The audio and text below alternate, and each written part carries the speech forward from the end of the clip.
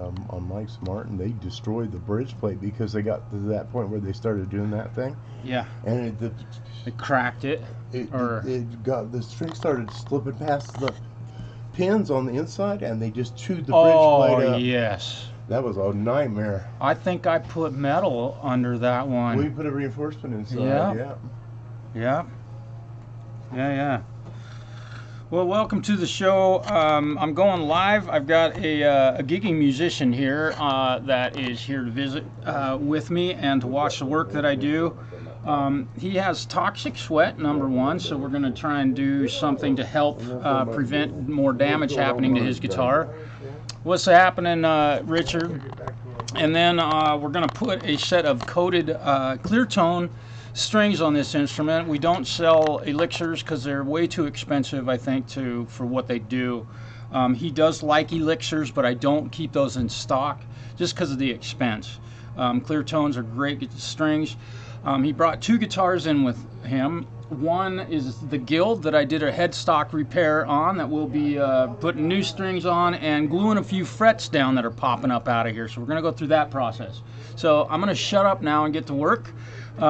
This gentleman's name is Randy, and he is a live performing musician, does a lot of country, correct? Oh, yeah. Plays country music. We got 2 new songs dropping at midnight tonight on all music platforms. All right. Do you have videos on YouTube? Is this gonna? We are on YouTube. But you're on YouTube. After 12 o'clock tonight, we're gonna look up Randy Woody.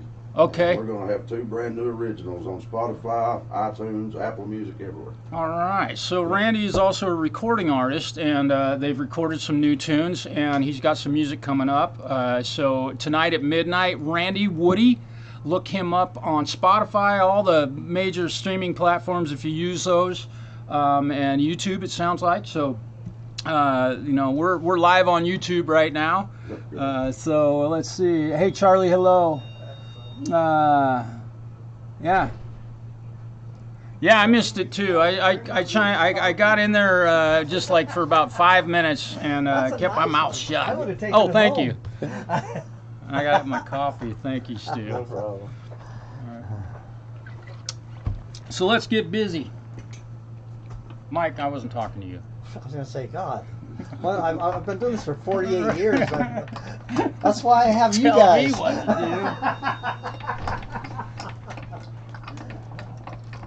do. Man, you do have, man. I'll be right over. Okay, I'll be calling you in a couple weeks. This thing looks like it's holding up really well, man. Oh, it is. The headstock, you haven't had any. Yeah. Nothing's changed. Part of this issue with the frets popping on this thing may have happened when it took that hit. Yeah. I can't say, but I can definitely see that the frets are pushing up, and I need to get them pushed in and glued in place. It's the way I can get those to stay put. And we may need to do a little bit of a leveling on them today also. So I'm glad you were able to get this here as early as you were. We may end up, Randy's looking at doing some new end pins in his guitar.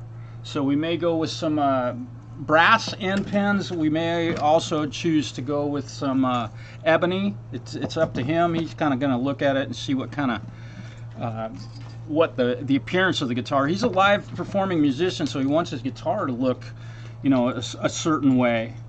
So both, I think, are good choices. I'm not a real snob when it comes to end pins at all. As long as they keep the guitar string in where it's supposed to stay, they're all good to me. Whoop. These white ones definitely stand out, though. They do. I've never really noticed it till. Yeah. Like that. Yeah.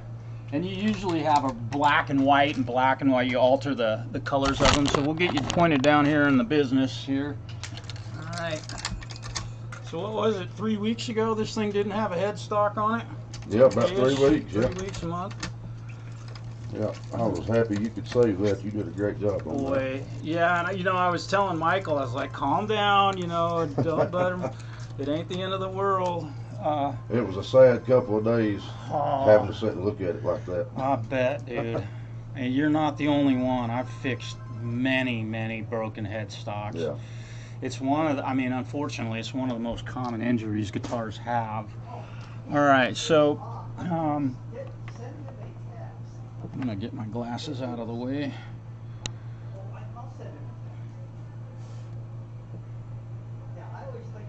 Yeah. Yeah, I'm able to push all of those down.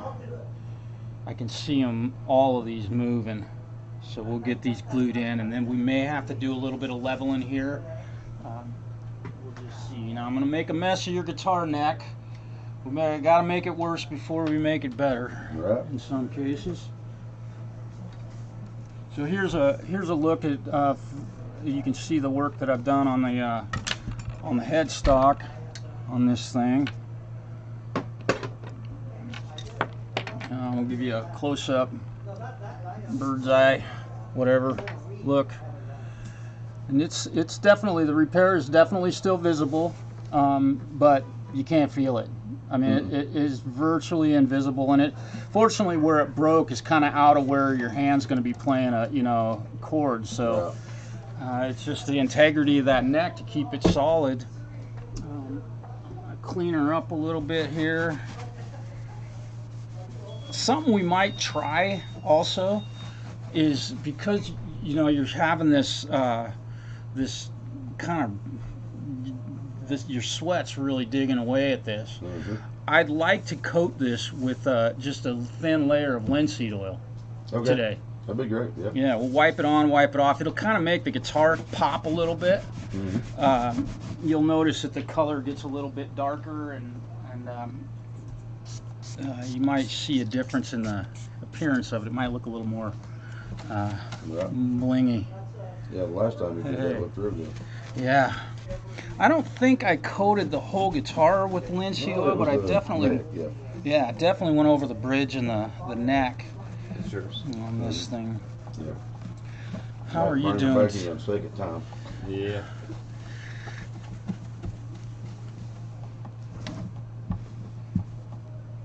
Yeah, and you can see on this one, you see the compensation on that side of it. That's what that other one's sitting in there, that direction. Yeah. Maybe I should have looked at that one. Well, it's not something that guys have to do or even know about, but that helps keep the guitar in tune like it's supposed to. I am neck deep in doing repairs right now, and he's got a gig tonight, so I'm not going to be able to do a whole lot today. Did you have some questions for me on that one? Or? Volume and a jack? Oh, you need a... Oh, you got a pickup in there. Yeah, I found it too. So you need a volume pot Yeah. and an output jack. Yep. That's cool. A buddy of mine makes them out shovels. I've seen a couple of Yeah, I those. played one on stage one night with the blue stuff. It was cool. Were you able to finger it, or does it Slide. all slide? Slide, yeah. How Yeah. thick is the top on that? Or where are you going to mount the volume, do you think? I was thinking You maybe go down right here on there? the corner. Yes, okay, so we're going to need a longer... I mean, I got a fairly long. Okay, that's going to the pickup. That's good. Don't cut that wire. Okay. Leave it long. Leave it long. Yeah, we're going to need to find you a nice long shanked... let me get him a volume pot Okay. for that Yeah, thing. fine. I want to find a 250K for that. Where are you playing tonight? I'm down here at the county fair. Oh, okay. Yeah, fairgrounds. 5 to 6:30. Yeah. Then I got to leave from there and go to band rehearsal. Then I'm off tomorrow and I got to play Saturday. Yeah. So that's a good day off. Be nice. I don't really know nothing about guitars, but I thought I'd build one, and You did a good job on that one. I like Figured that. figured I'd play a little bit of something on it. Yeah. Let me see how... We also have a homemade... We're alive on the way to the world right now. So say hello to everybody. Hey. I want to see if the shank on this is long enough. It's a 500K. Give me a second. I know that 250 is going to be... Give me 1 second. I grabbed it wrong. Yeah, looks like it's probably about a 3/8, or yeah, probably 3/8. Oh, I like blues music, and I saw some Yep. You know, diddly you do a bows lot, on YouTube, and I was like, you know, I could probably make something like You that. can do a lot with 2 strings and blues stuff. So Yeah. it's all about the tuning.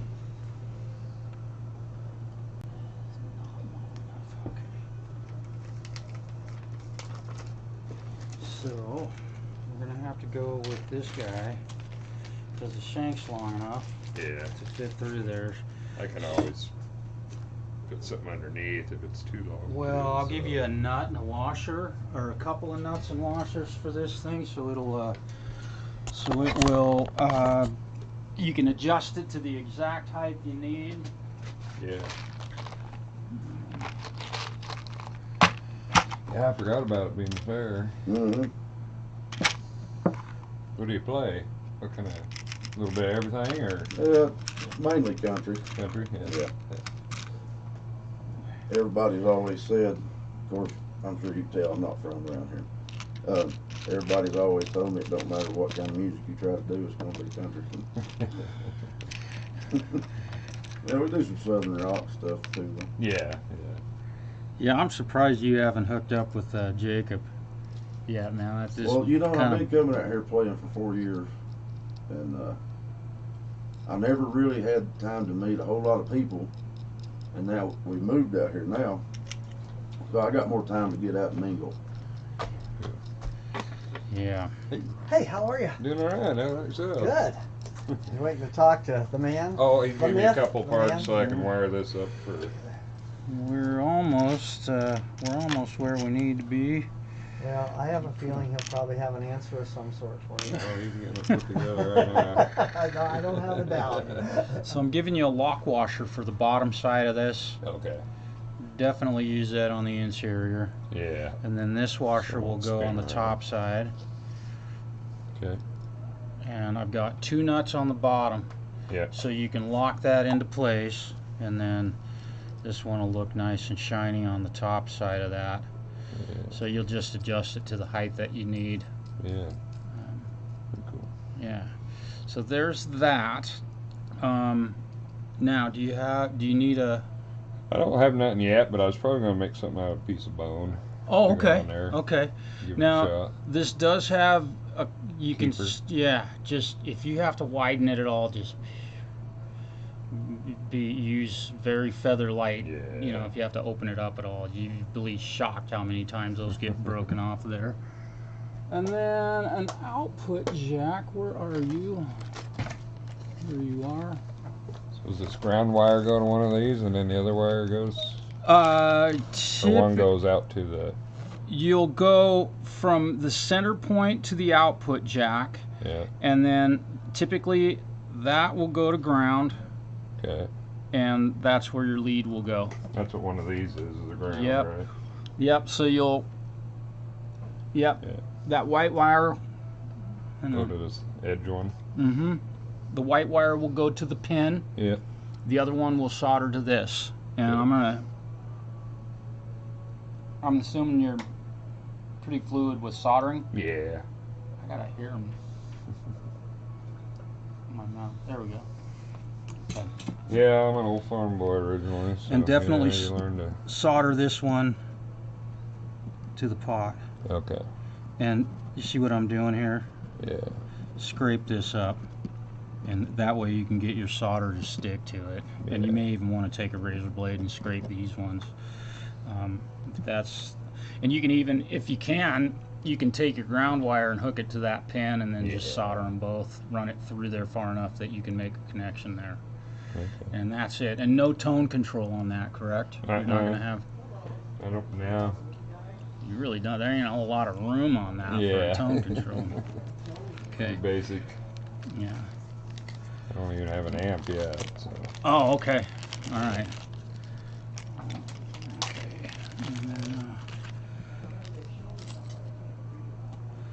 And the output jack, where are you going to mount I that? was thinking down here Okay. on the bottom. Are the sides the same thickness as the top, or do you know? Pretty much. I think so. Okay. Because I don't have any long shank output jack, so you might have to You might have to widen that hole up a little bit. Or Yeah, the sides are a little narrower. okay. That's not the right. Yeah. And Yeah, they're either there or down here, one of the two. okay. Lock washer. Actually, that's the wrong size. Let me. Is this one gonna work? There we go. Always use a lock washer. Yeah. I'm shocked that manufacturers don't put them in every single. So that's all the shank you got. So you're gonna have to get that wood whittled down to that thickness, and I do recommend using the washer on the outside. Yeah. That way you can get it good and snug, and it'll pinch in there. And with this, typically the tip. Mm-hmm. So that pole will go to the center pole. Okay. So the center, or the tip to the center pole, and the ground to the ground. Yeah. That's all it takes. If that doesn't work, call me. Okay? Okay. Yeah, that's what you need. All All right. What do I owe you? Oh, let's do, how about $15 for those? Okay. Does that sound good? Yep. You're comfortable getting those things installed? So I can just solder right onto this piece? No, Or no. solder onto... What you do is you look, this one comes down to this second space right there, and it goes to that pin. Yeah, okay. And this one obviously is attached to the shank. And it's the ground. Yep, Yeah, that's okay. your ground. So just be sure your tip, Yeah. that's your tip of your cable. Okay. On that, it really doesn't matter. That's not that big of a deal, but it can reverse polarity, and you're better off to be, at least if I have to work on it at some point, I'll be happier to see that.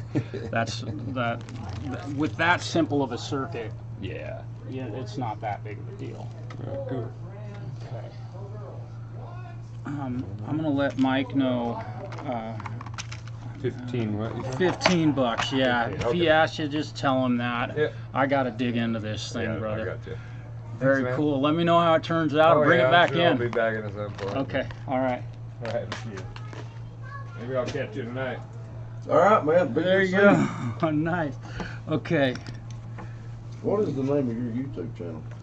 It's Set Up by Marshall. All one word. Set Up by Mark.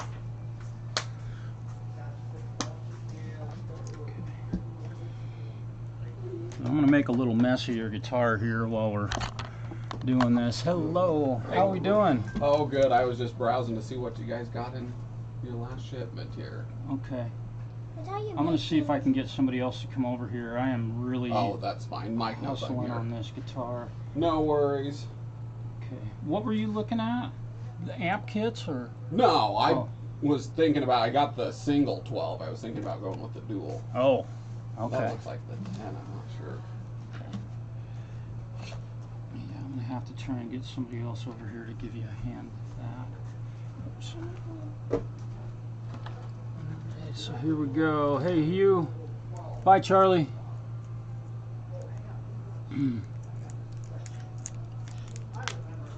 Yeah, Hugh, this is the one that had the busted headstock here a couple weeks back.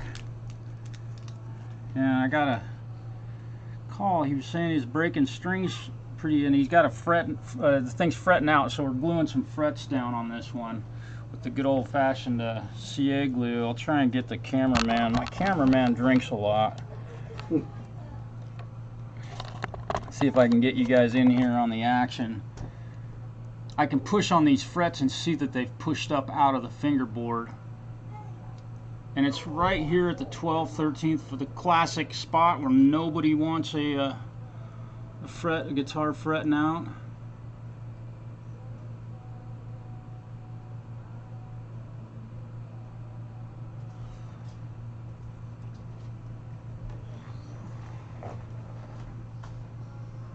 The long one was ground, correct?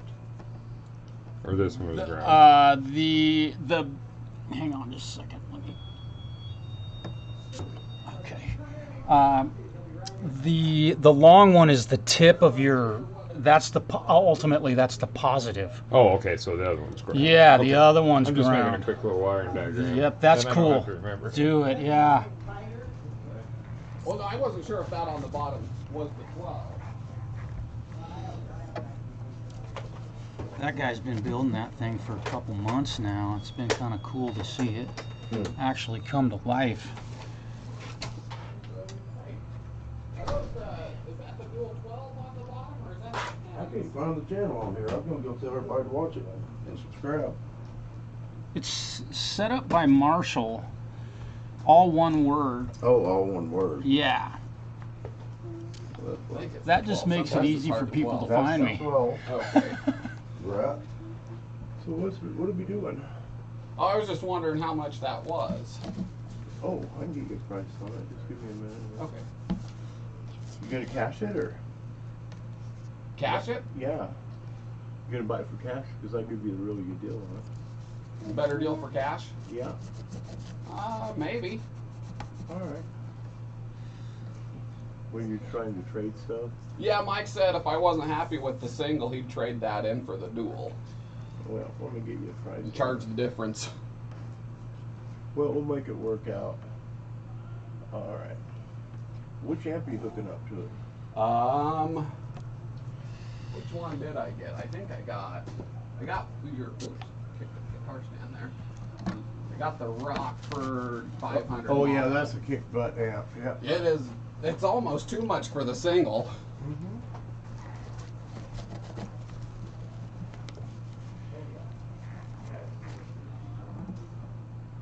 Go.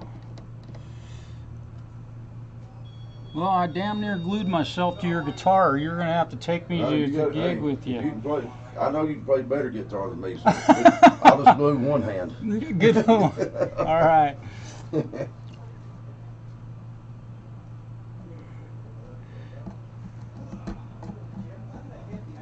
God, when did we meet, Randy? It's been a. When, A couple years ago, yeah, you brought your guitar in for something. it was whenever you put new strings on it for me, Yeah. and that's when you put the what's it called, the oil on the neck. Oh, of on it. the What'd you linseed. think of Yeah, that? we treated that thing up. Yeah. I did all that to this thing this trip in too, and it's about every 2 years with you, the amount that you play. Yeah. And the sweat and all that stuff, and we're seeing the toxicity. I think you'd be 1 year. It would be a good idea just to keep this neck in really good shape. But it's not 100% necessary. Shit, man. I work on 40-year-old guitars that have never had them Yeah. done. You know. Well, the good thing is, I'm blessed to have two that I Yes. can swap back and forth on. Yes. And it's for a gigging musician to not have two guitars, man. That's kind of dangerous. You break a string, you can just grab the other one and go for it. You know. Do you do alternate tunings with each guitar, or are they always tuned Both of them are tuned. the same? Yeah, I play in standard, so I keep them. Sometimes I don't take two to the shows, to the gigs, but sometimes more than not, I do take them just in case I have a string. You just never know. You never know what could happen. Yep. It's always good to have a backup. Yeah. Yes, indeed. I'm a firm believer in having more than one guitar, man. At a gig especially. How long have you had that single one in there, buddy? What was that? How long have you had that box in there? I think I got it from you guys 2 weeks ago. 2 or 3 weeks. Okay.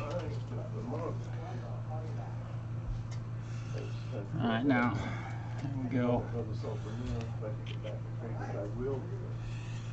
do that. I have to. But no, you don't need it. Just do a box. Yeah, I mean, I can try to sell it on the marketplace. That wouldn't be too big of a deal. Time for a new box of razor blades. Come on. Oh yeah, for sure.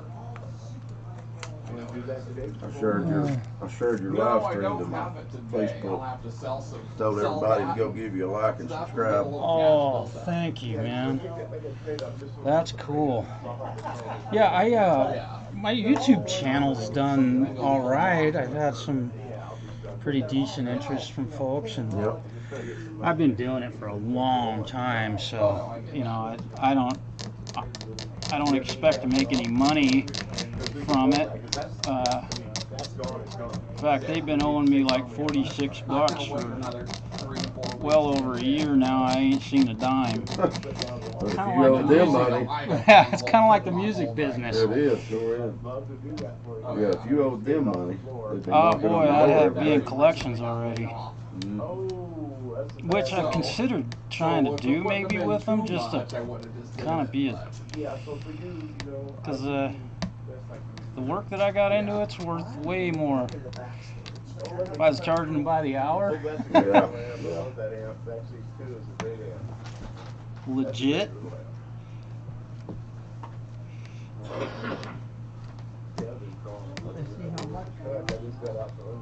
Yeah, your back's a little dirty too.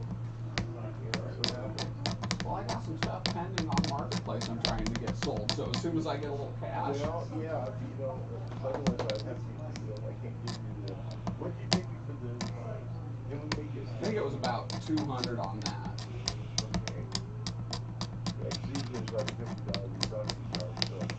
So this guitar is going to get played tonight at the Union County Fair, correct?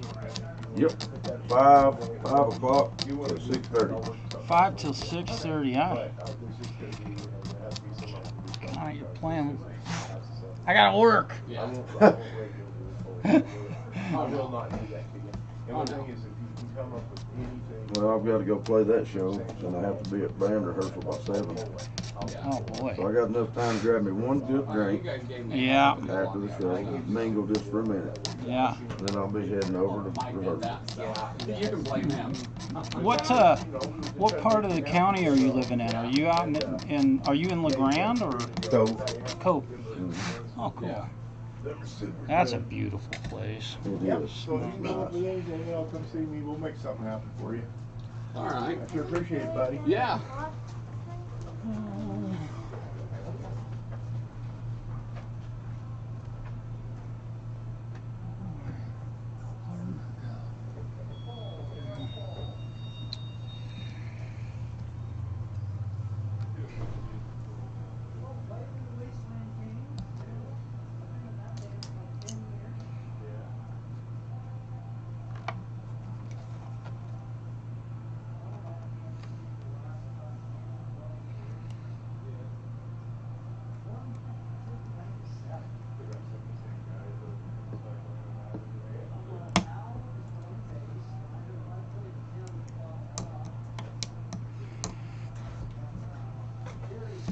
Perfect.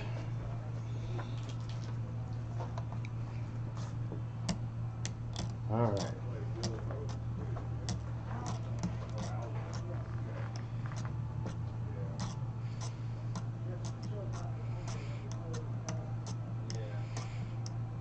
Okay. And forgive me, folks, if I'm not being interactive enough or answering any questions. There's plenty of guys in the chat that know enough if anybody's asking anything about what I'm doing here. I'm not watching the chat. I just thought folks might enjoy watching me fix a guitar for this young man. We might have to play a tune when I'm done, huh? Oh yeah, we can do that, sure.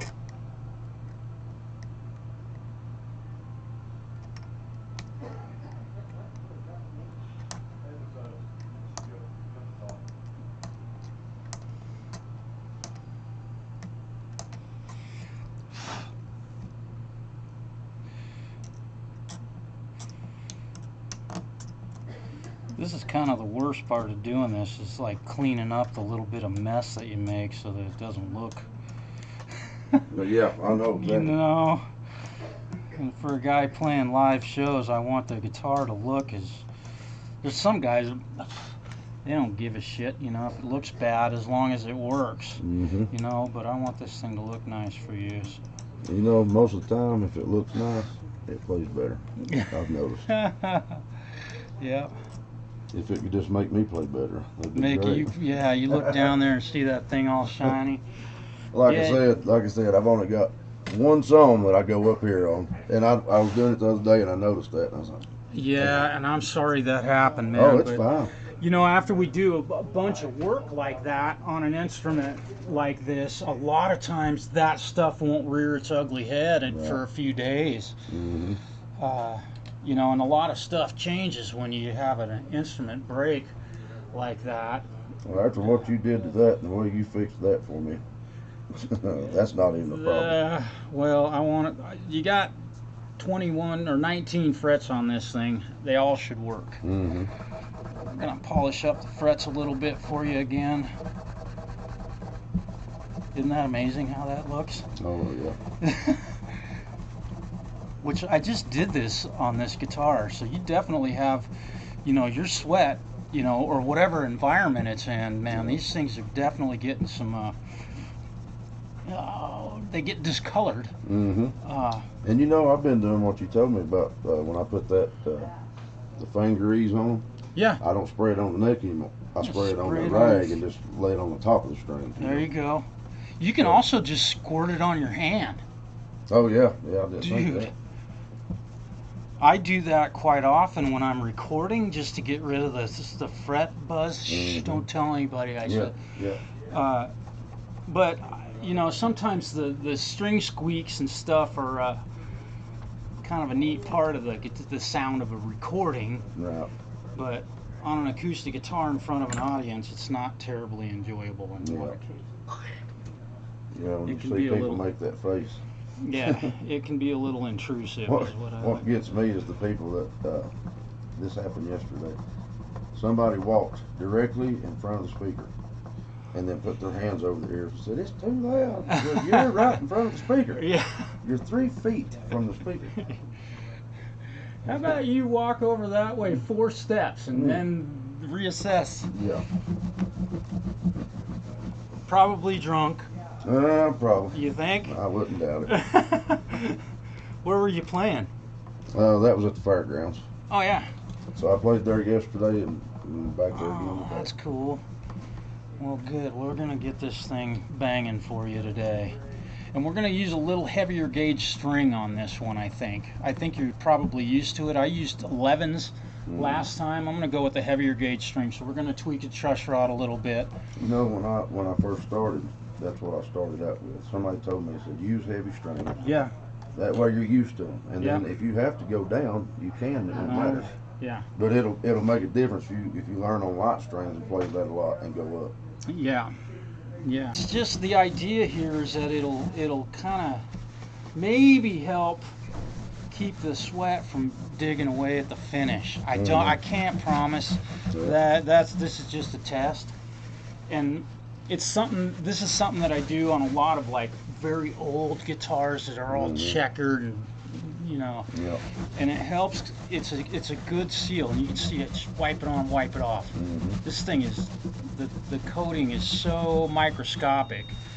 So So how often would you say to put that on, put the linseed oil on it? Just take maybe every other time you change strings? yeah, as much as you play, dude. Because you're probably wearing right through it, and you know your sweat is obviously fairly toxic. And you know it's nothing personal. It might be alcohol. I don't know. Yeah, but look at what that looks like. Yeah. Compared to where it's not. It looks Now like this it did is before. this is still you know it's not dry.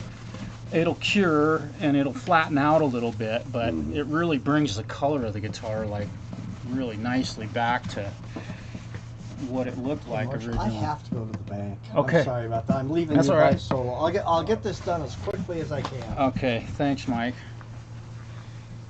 Yeah. So I'm gonna go over the top and the sides with this.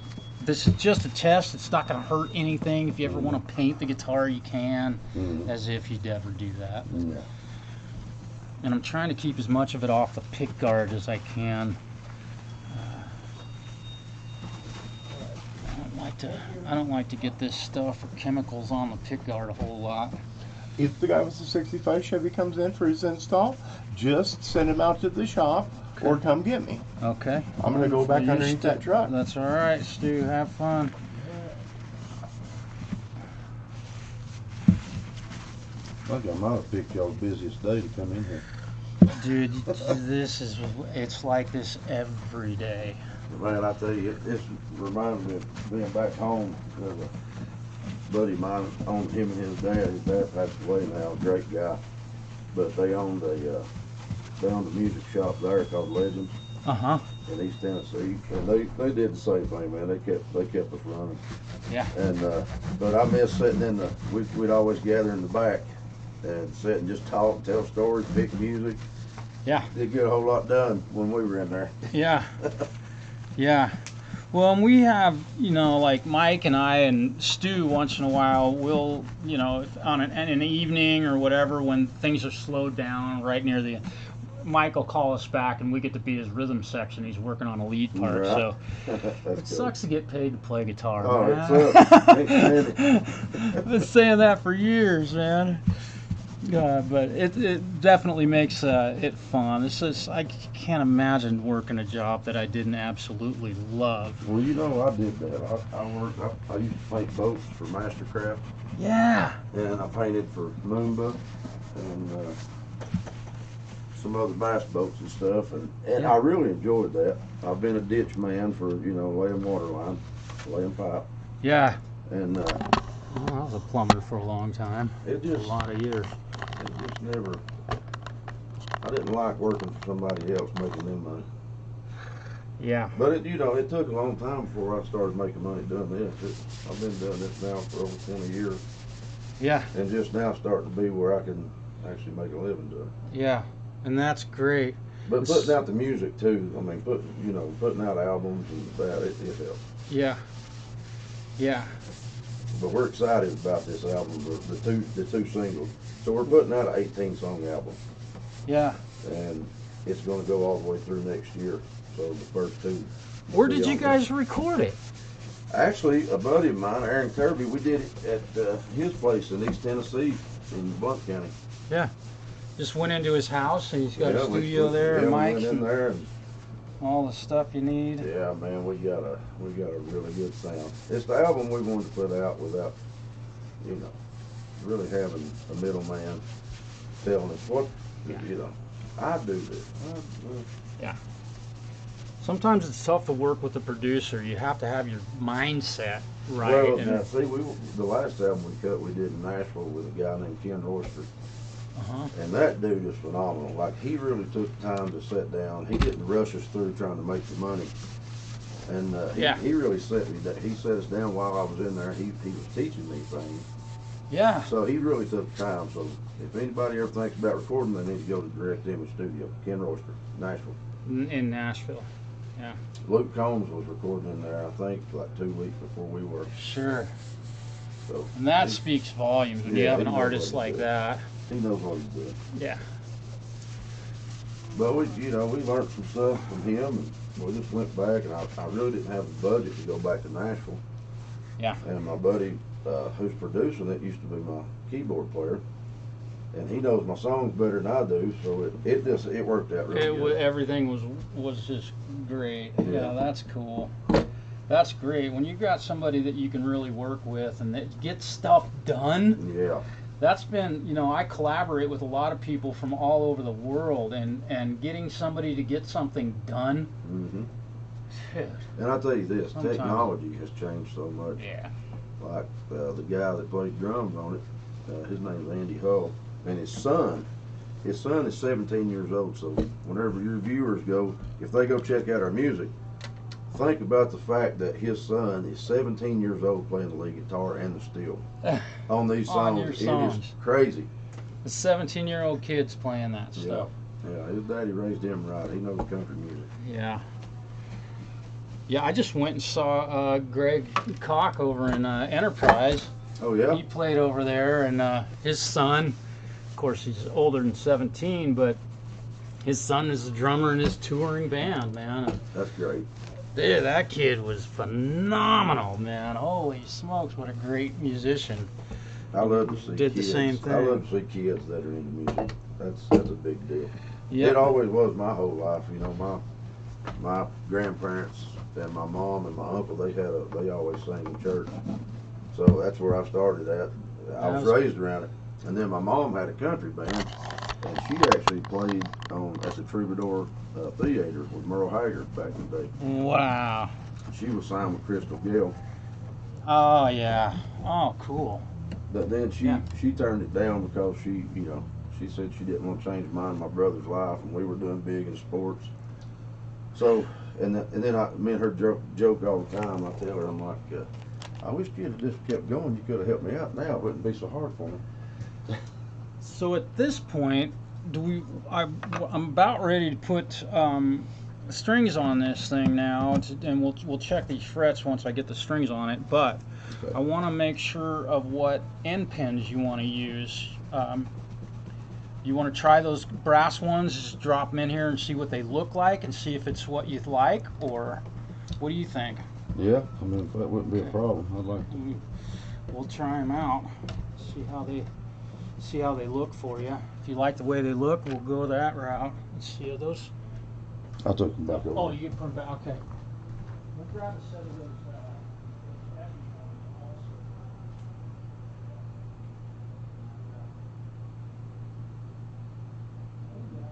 That's it. That's it. That's what we'll do. That's gonna match the top of that. Oh yeah. Okay. I'm glad you brought them up. Yeah. I forgot I had this color of them. So yeah, that's gonna look beautiful, dude. Oh man. Gonna look very country. Yeah, it is. All right, so, oh, and I forgot to grab strings. I'm gonna grab a couple of sets of clear tones.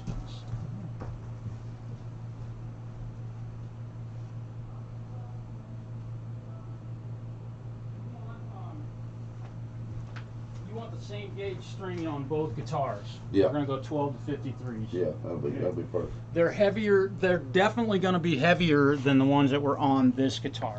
Okay. So.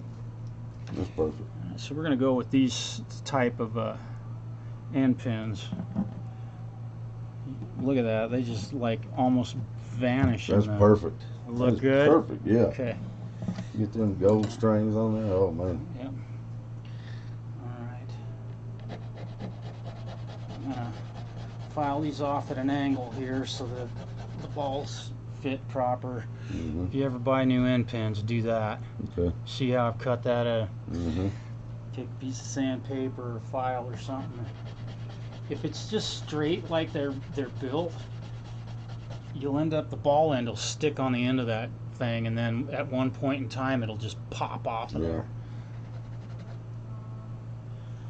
And believe me, I've had it happen, because I was dumb enough to not do it, and at a gig playing in the middle of a song, and doo!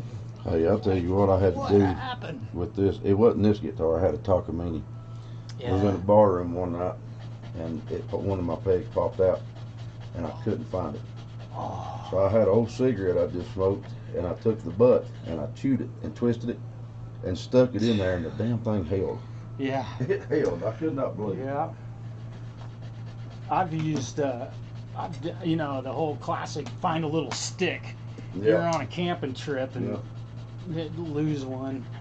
My biggest thing that I've had to do is when we get to the gig and everybody's like, it's plug and play, plug and play. If you hear plug and play, you're thinking, okay, I just bring my guitar. Yeah.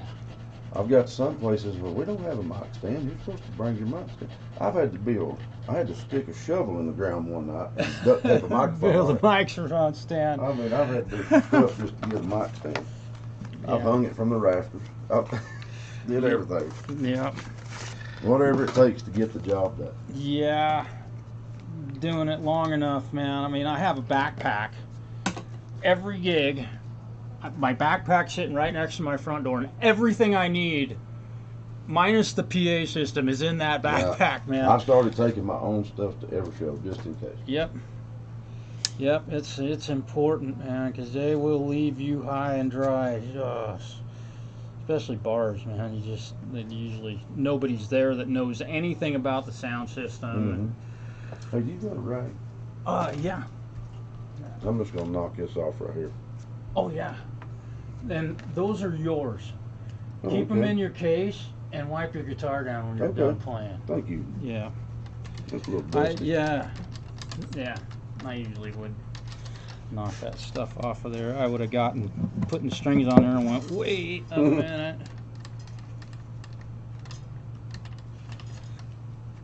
Make them all nice and shiny. Man, I'm hoping that gluing those frets down will handle getting rid of that fret buzz that you were, or dead strings that you were having. I can't promise that right now. Man, them things look good. Yeah, those look nice, don't they? I'm glad we come up with that. Yeah. It almost looks like the color of that. It's between. Kind of got that tortoise shell appearance. And these are rosewood, so it's this. So it's a really good match. Kind of has a little red color to it. I'm excited about that. Yeah. And they fit perfectly. They're nice and snug going in there. I like that. Like they're made for it. Yep.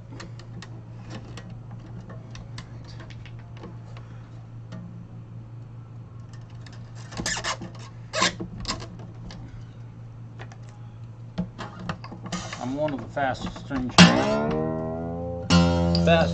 changers in the West. Fastest hands in the West. I don't know about that. That's what she said. That's what she said. My stepson was here. He would have made that joke for us.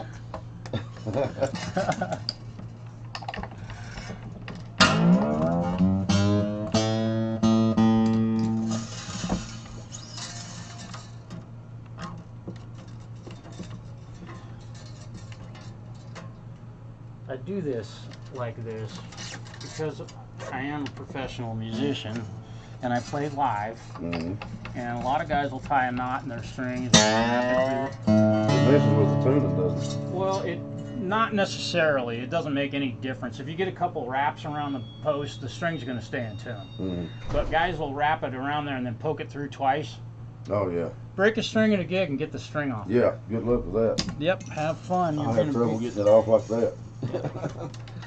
Yep, this one you just unwind them and they just pop right off of there. And if you broke a string at a gig and you needed to string it up, you should be back on stage in a matter of a couple of minutes and not 15 minutes sitting there wrestling with a damn string. Because almost no one takes tools with them to gigs, Right. you know. I promise you, if I do one thing, I'm very fast at changing string at a show. Yeah. Because I've had to do it too much. Yep. The crowd's banging and everybody's having a blast. Yeah, I'll just look at back home. I just look at my band. And I say, all right, you guys keep playing. Let's do another lead break. Yep. I'll be right back. Take another solo. Your guitar Go into the player stairwell where you can kind of get a tune on it. Yeah. That's why now with this guitar, neither one of these guitars have it, but I do miss the onboard tuners. Oh yeah, you know they make them that will go Yeah, I've seen in them. here. I bought a Snark here yesterday. Yeah. I like them. They're pretty handy. Yep. The last one I had, I think the sun got to it and couldn't see it no more. They can be fragile, man. They're great tuners and they're very accurate and quick, but they can be fragile. That little tilt ball spot on them I've had a lot of them break. Yeah. And I hate it when people leave them on the headstock of their guitars. I want to know you're playing a guild. Yeah. When I put thank God that broadens out, because I put mine right on the tip. On the corner. And I put my capo right there. There you go. Yeah, people got to know you're playing a guitar like this, man. That's a cool. And this was my dream guitar.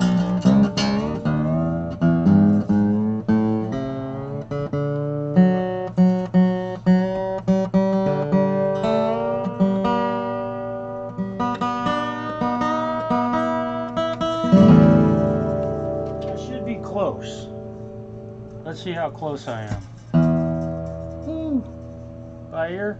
Yeah, that's not bad, no. That's close enough for rock and roll. Yeah. That's what we say all the time. That's close enough for country, boys.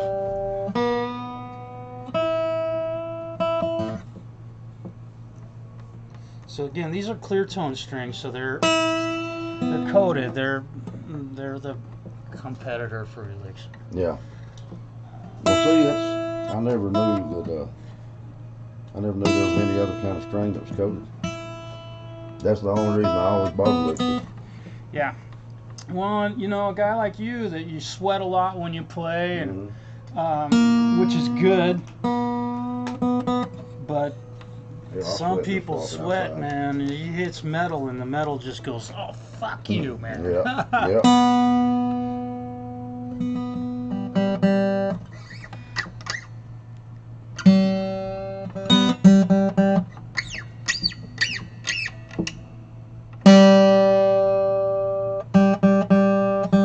One thing I like about these clear tones is I don't know what they do, maybe in the process of treating them, but they don't stretch a lot. That's good. Usually, like with a set of uncoated, I mean, I've just done that a couple times and barely moving. Yeah, I noticed with electrics, first time you stretch them, because I always, like you did, tune it up standard, and then I go back and stretch them, and they always stretch a whole step down. Yeah, yeah. Well, and they should. I'd rather them do that than not, because now I know I've gotten some of that stretch out of them. But you know, these only dropped about a half step. And the bigger strings I always stretch a little bit further, but I'm here at my bench, so I'm real aggressive with stretching them. Obviously, I'm not being nice with it. Yep. But this little thing, I don't know if you do this when you stretch your strings, but okay. That's what your fingers should look like they've been through. If you finesse this guitar, it wouldn't know what to do. Yeah. That one went a long ways.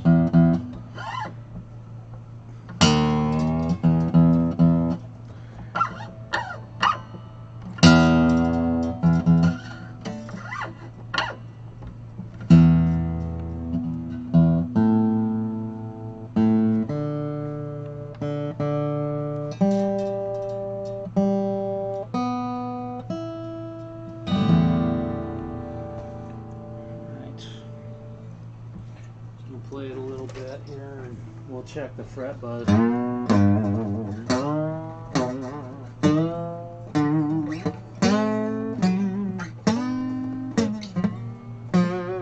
You play it just like that, right? Yeah, just like that. Like that. I wish I could.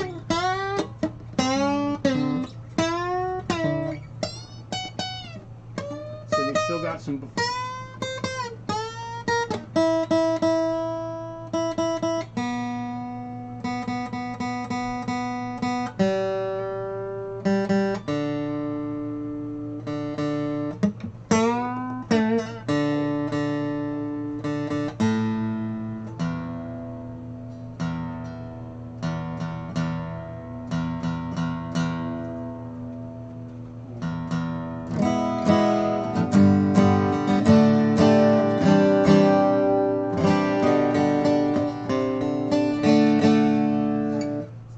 Sound good.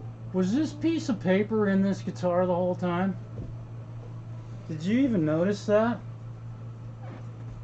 No, I didn't. I don't have an idea what that is. Probably some phone number. No, it's a work order. When you brought it in with the busted headstock. Are you kidding me? Yeah, you've been gigging with that. Man. No, I didn't know that was That in was there the at new all. note that I left you. The other one's still in here. Well, it ain't hurting nothing. That's funny. I forgot that was in there. See how much I pay attention. Oh, But look I've at been that. playing the white one a lot too. Oh, there's something else floating around in there too.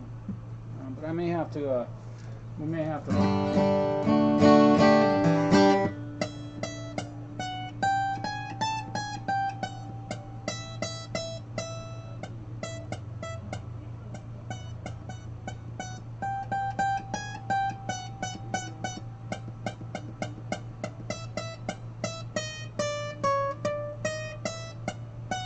Okay. Okay, what time are we getting to? Is it 2 o'clock? Yeah. 138. Okay. Okay. I'm gonna have to do some leveling on these frets. So had to do all of that to check my work on this. Now we're gonna solve the fret buzz, or the fretting out. I know this is taking a little time, man. Oh, I don't care. Okay. Do what you gotta. I know you'll get them right for me.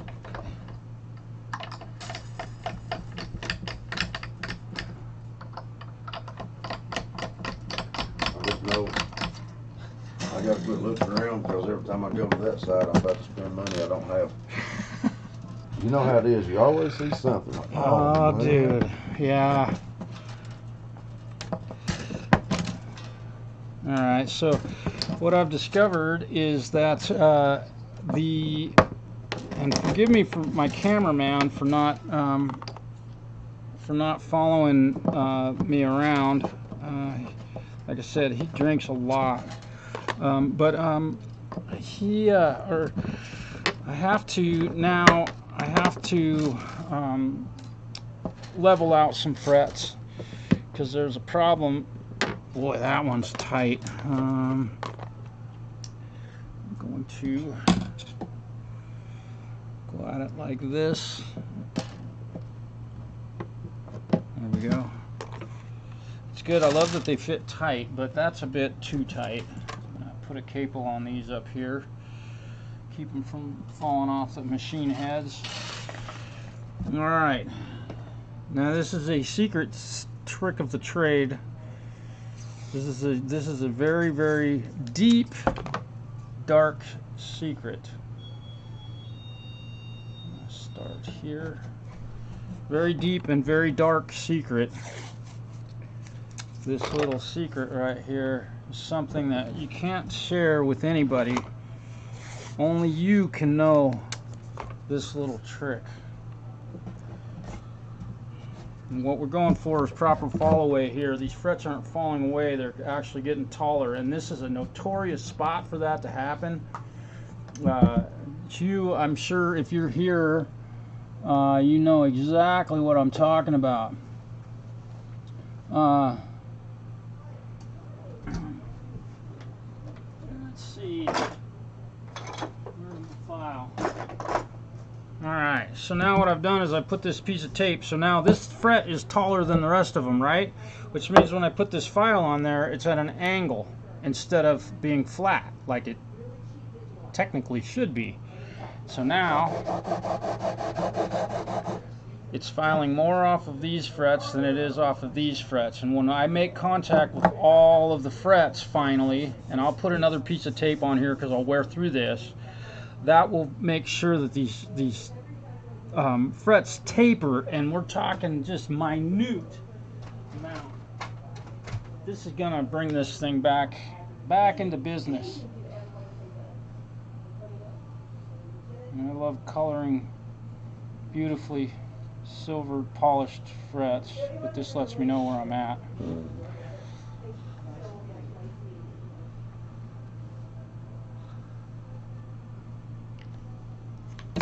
So I'm going to use a longer bar.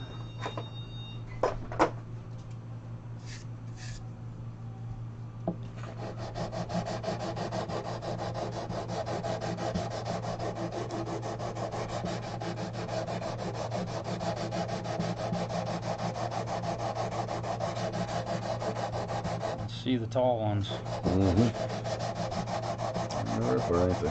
Yeah.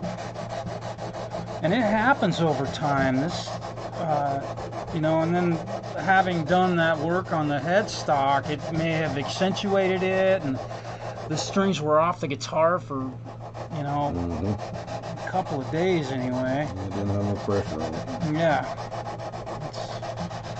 Now I'm following the radius of the fingerboard here. And I'm really trying to knock down these upper register frets to get them to behave, to be proper.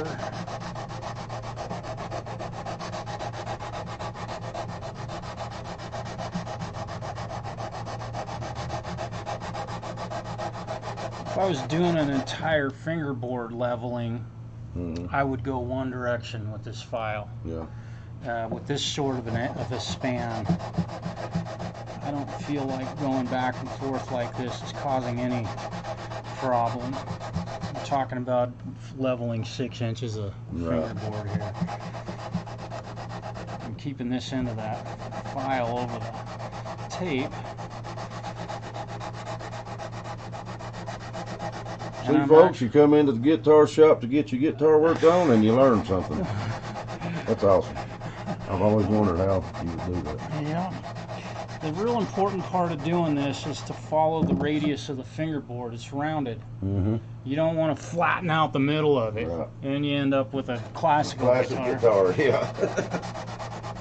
Okay. I would hate to hear me try to play that. I like the sound of them, but I don't like playing them very much. I just feel like when somebody can really play it good, I like that. Yeah. I tried and it's not fun. I mean, if it's the only guitar laying around, I'll play one, man. Don't get me wrong. But yeah, and I can see the unlevelness of these things, and you can see it's hitting this fret, but it's hardly touching these two. Mm-hmm. So all of these have gotten lifted, you know. And in fact, I'm gonna go ahead and stay with it.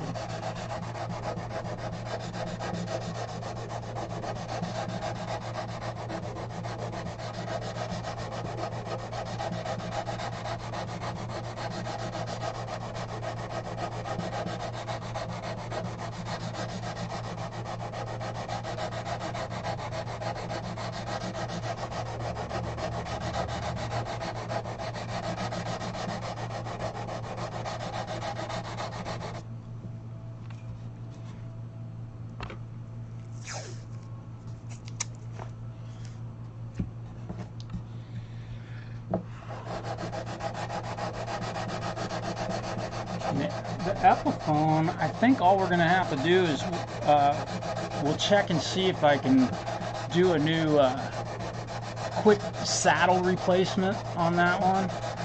And might have to adjust the height of the saddle a little bit, but I think that might be a good idea to keep you from busting strings on there. We'll just have a brand new one of these ultimately. Hopefully the ones that I have in stock are the right size for that.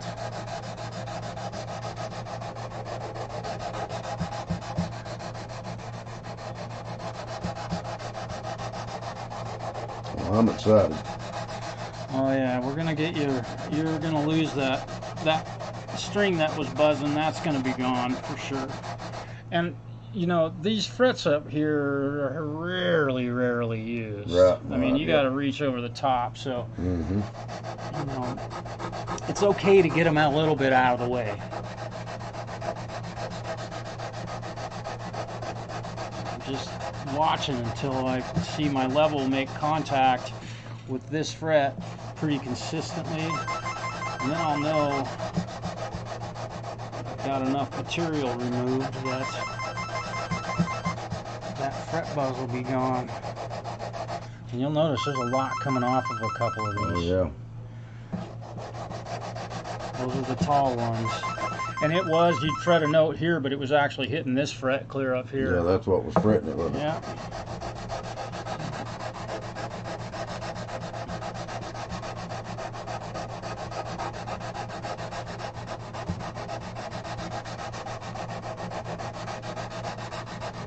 Go with it right now until starting to make contact here. Good deal. Yeah.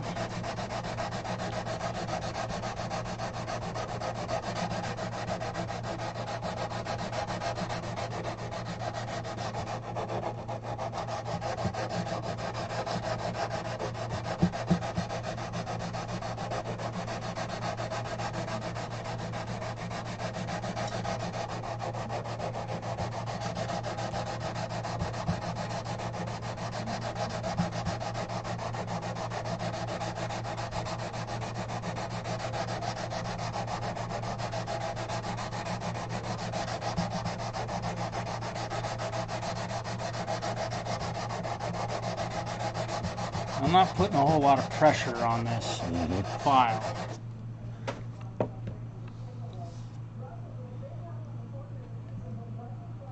yeah. Definitely a lot coming off.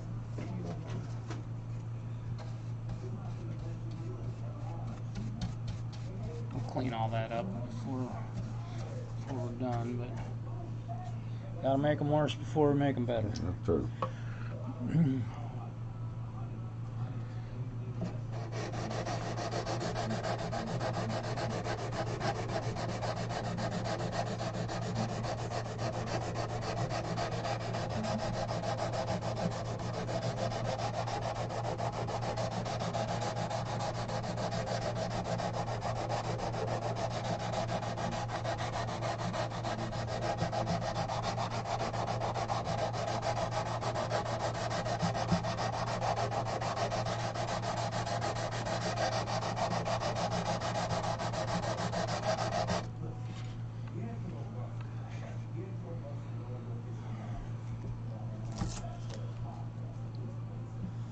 Let's test.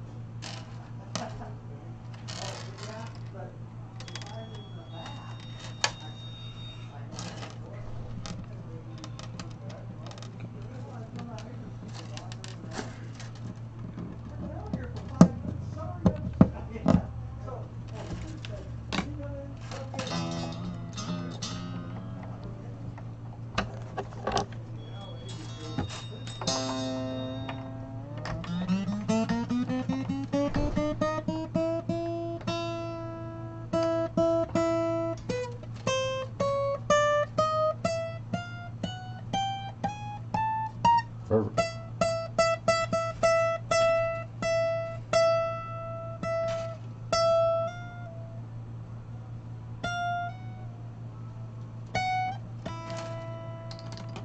Before I say it's good.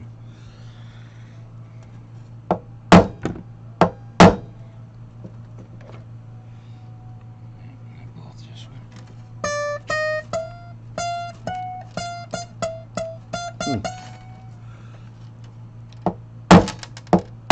This is what we call chasing frets.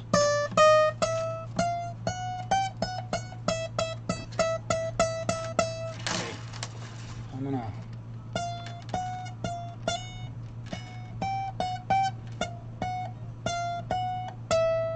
Man, those two are just really being buggers. I'm gonna have to go after it a little bit more, take some more off of those. And I think what I'm gonna do is go ahead and leave the tape off of it at this point. And this can be a bit of a struggle sometimes to get them right.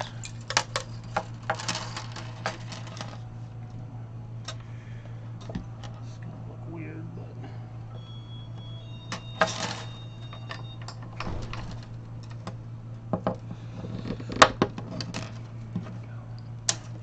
I'm excited about those pins. yeah.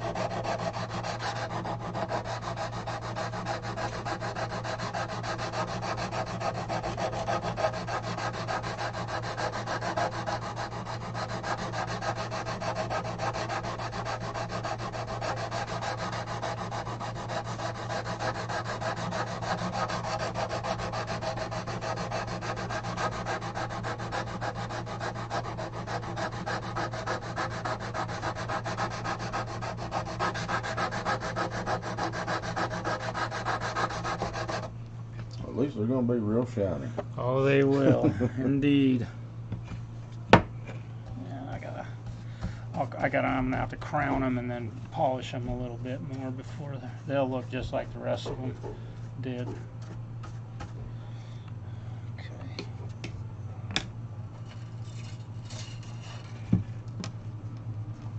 I'm just gonna keep testing it until we get it to where it's clean. And it's kind of the process. You gotta sneak up on it, man. It's like cutting a piece of wood. Mm-hmm.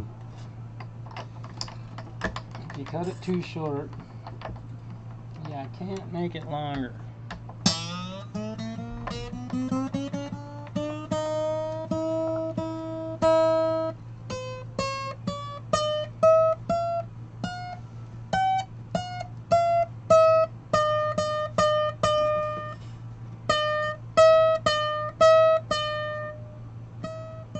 Not as bad as it was, is it? No, no, it's clear. We're getting there. It's just. I'm gonna tap this one more time just to make sure.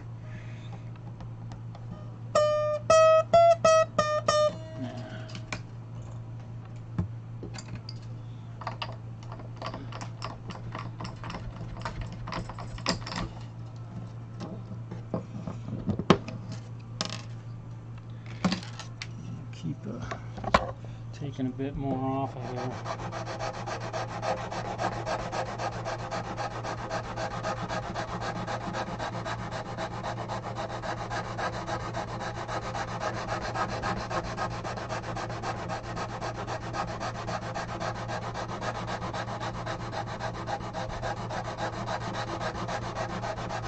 It's so close, man.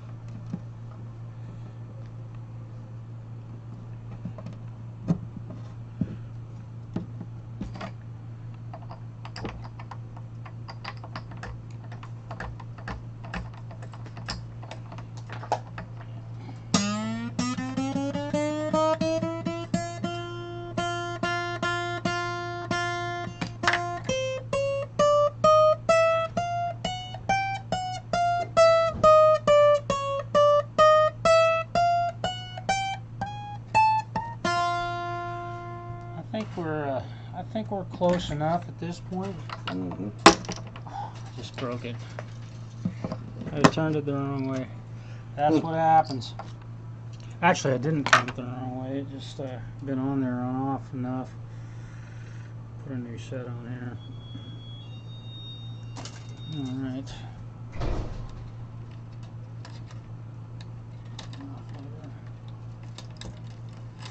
Just like that, you can get your string off if you're at a gig.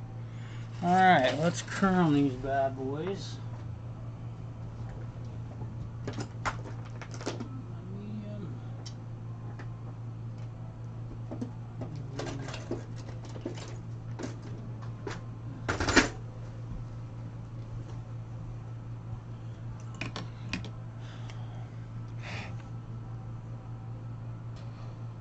I barely even touched these first two, so these ones are definitely, the neck falls off right there. It's probably kind of bent down, that narrow spot. Mm-hmm.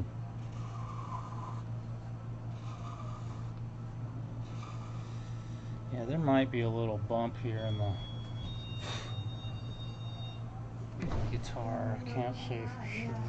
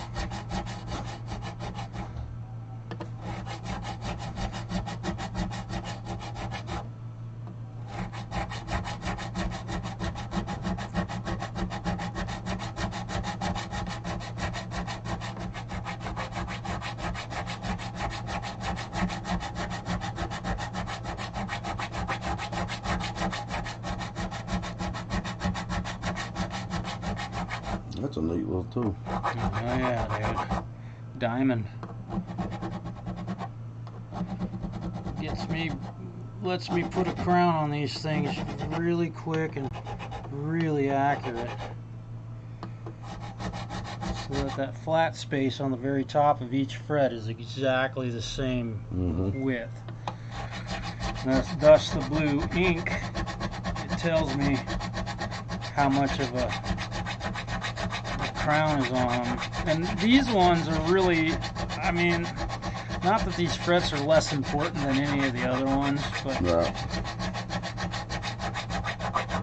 and this side is 150 grit, so it's real rough, and then this side's 300, so it kind of helps start the polishing process. Right.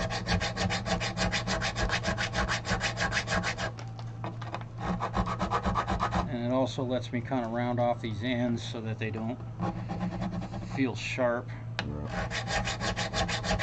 Really wonderful tool. Kind of spendy tools also, man. Yeah. These things are not cheap.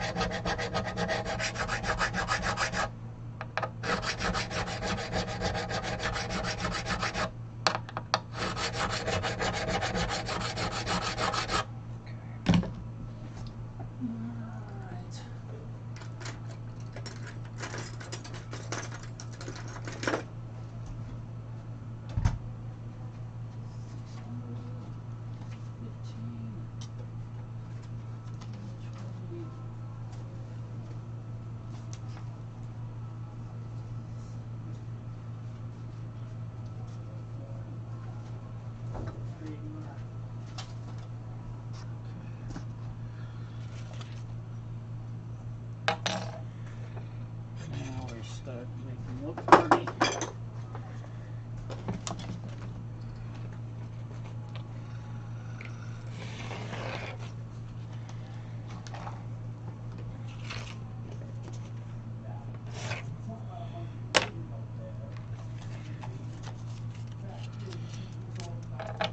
I'm just doing, 8 or so frets. Really isn't that big of a deal, but you can imagine doing all of them. Oh, fretboard, that'd be a job. Yeah, it takes a while. Dude, the guys that when I do a fret level and crown for a lot of dudes, man, they're like, oh. I'd say. Because all these divots that you get in your guitar, these are nothing compared to what I. You got a little bit of work to do on them. You can tell where I played the most. Yep. Yeah, it's the money. The money's right there. But it's amazing the reaction I get from guys that have been playing for a long time, and they like, oh, I've never had anybody level my frets before.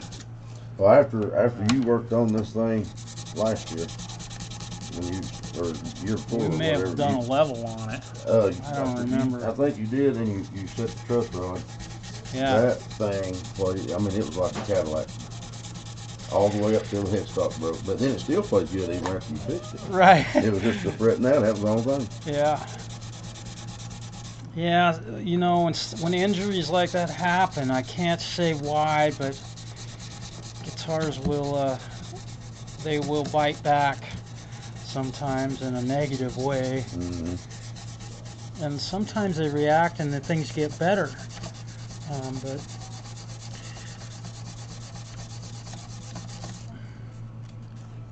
and you know, and I do my best to check for all sorts of stuff like that when you got to do that much work on an instrument. Yeah. You know, because stuff changes. Oh yeah, that's a big change.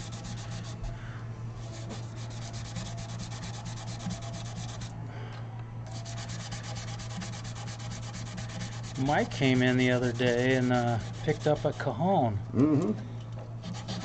Has he been beating the tar out of that thing? Or? I'm sure he has. We've not had a chance to get together yet.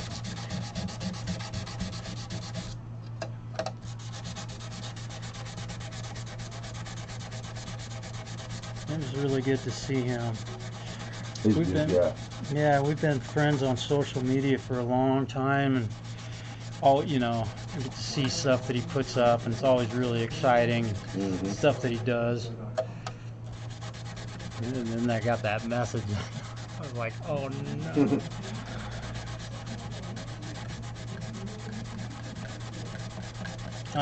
What did you end up borrowing somebody else's guitar? Or yeah, I borrowed a buddy of mine's guitar and played a couple of shows.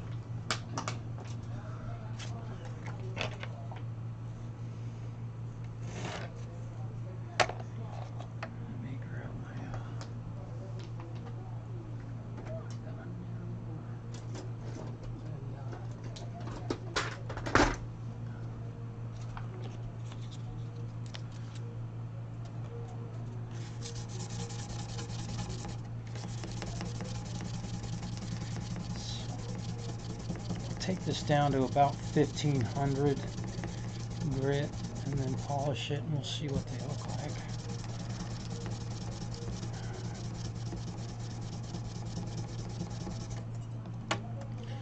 And a lot of guys, when they get to this point, they'll sand them down, and they'll sand too far.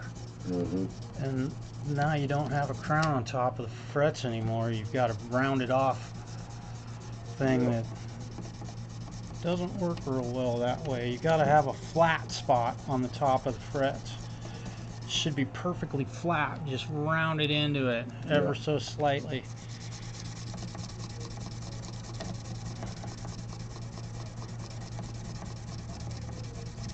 I think that's probably guys that are like starting to work on their own guitars and they do a fret level on it for the first time. It's probably the #1 mistake right here. Well, probably the #1 mistake is trying to do it yourself. that's why I just said, oh no. Well, I'll just take it over there. Yeah, this sort of stuff, I mean, you got to do it so seldom that it's for a guy to spend the time to learn how to do it and then fuck up his own guitar possibly. And that's how I learned how to do it. You know, I fucked if you got a few guitars, it might not be that bad. Exactly. That's what I was going to say. I had one that I could spare. But, you know, with the information that's out there, you know, like this video that it's on YouTube right now, somebody that wants to invest time and has the time to try it themselves could do it. just by watching this video. Well, And I'm happy to help because there are people that live in places where there is nobody like me around. Yep. I mean, what are you gonna do? Well, that and the internet's a crazy thing. I know when I was over there recording in Nashville, some of those guys overheard them talking about, you know, what used to be a secret in Nashville. Now a 16-year-old's putting out on YouTube. Yeah. The secret got out. Yeah, the secret's what secret? Exactly. There aren't any of them anymore. And I realized that. It wasn't like I've got some kind of secret hidden talent for this sort of shit. But there's definitely, working on guitars, there's a mojo that I think guys get. Mm-hmm. And, or guys have. It's like being able to sing. Some people have a beautiful voice, but they just, man. Yep. Well, it's all about taking time to learn the craft. Yeah. And you got to know the instrument. You know, that's a big thing. Yeah. Man, I just had that 53 Gibson go home with the guy that I rebuilt that thing from. It was torn apart. Well, it's nice. And I got some really great compliments because he took it. He didn't have me put a pickup in it because he wasn't sure if he'd like it. Right. Well, he got it home and immediately handed it to one of his best friends who is a phenomenal guitar player. And the guy goes, he wouldn't give him the guitar back. He just kept playing it, He's like, holy shit, dude, this thing is perfect, blah, blah, blah. You know, that's the way this one was when I took it back home to Tennessee. Some of my buddies like, oh my God. Damn, dude. And they played it before, and then after, and they're like, holy shit, man. Yeah. That's good. Well, he took it to a shop in Portland called the 12th Fret, and a very popular shop. And the only thing the guy said was, well, why did he replace the bridge? I put a bridge like this on that guitar because the original one was about an inch wide, and it was just blown out. It was busted to pieces. I wasn't going to put that thing back on that guitar. And a wider, given the fact of all the damage that had been done to that, it was a player grade guitar. It wasn't like it was a pre-World War II Martin. Right. You know, and the guy that owned it wanted to play it, so I went ahead and changed it out. And the guy at the 12th Fret was like, I don't know why he changed out the bridge. And I had sent the old bridge home with him, and he pulled it out of the plastic bag, and the guy goes, oh, that's why. That's why. Yeah. All right, so now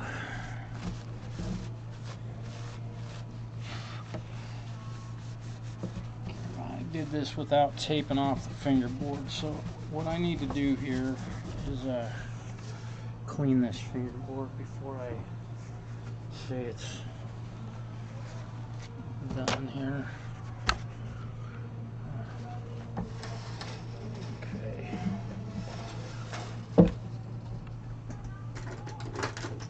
Favorite toothbrush. Brush my teeth every day.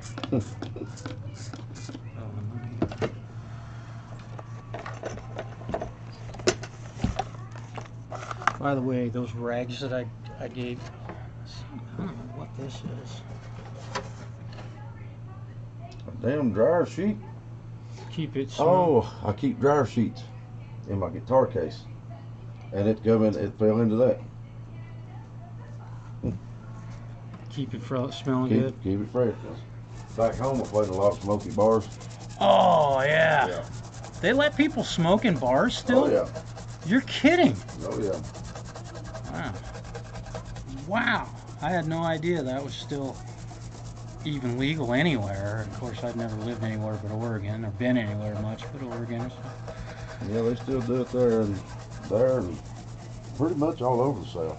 Huh. You got a trash can back there? Yeah.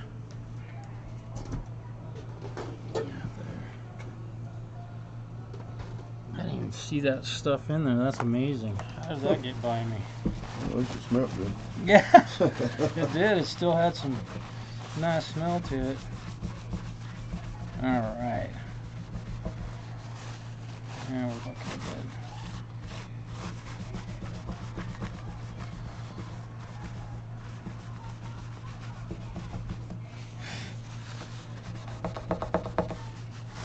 All right.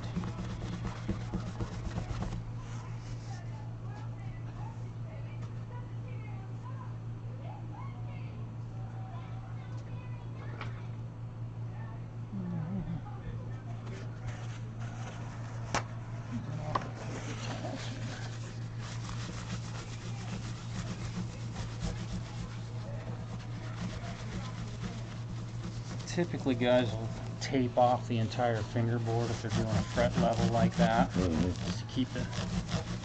I don't know why. Can you tell I didn't tape off the fingerboard? I can't. No. It's the same to me. Worried about. I know guys worry about like the little fibers from the dust from the frets. How do they ever play outside? You know? Yeah. All right.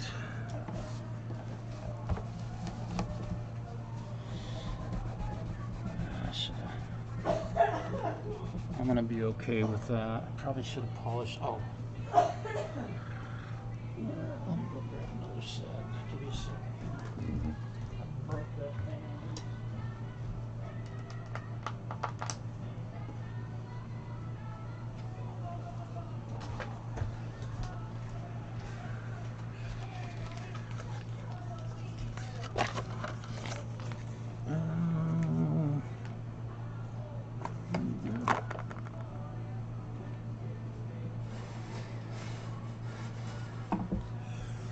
Every tool in the box out here now. There we go. Never fails.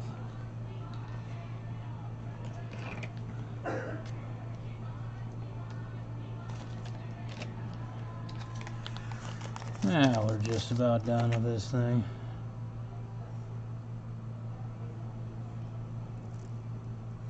I think we're just about done with this thing. That buzz better be gone. Or that. If it ain't, I just won't play Tuesday's Gone. No, we'll. That's how I found it. I was doing it a while ago, and I was like, dang, dang. And I was like, oh shit. There's a little, that note's not ringing out. A lot of guys call it a splatty note. Like it just kind of splats instead of making an actual note. That's definitely not fret buzz. That was just killing a note. Right.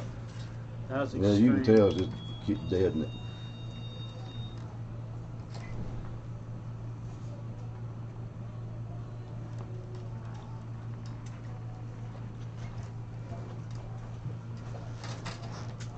How you doing, Stu?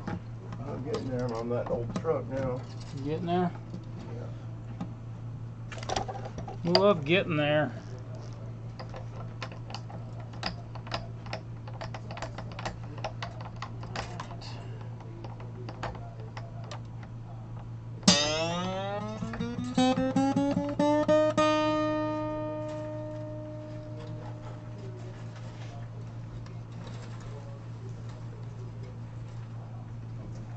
Put a set of strings on here a while back on the white one.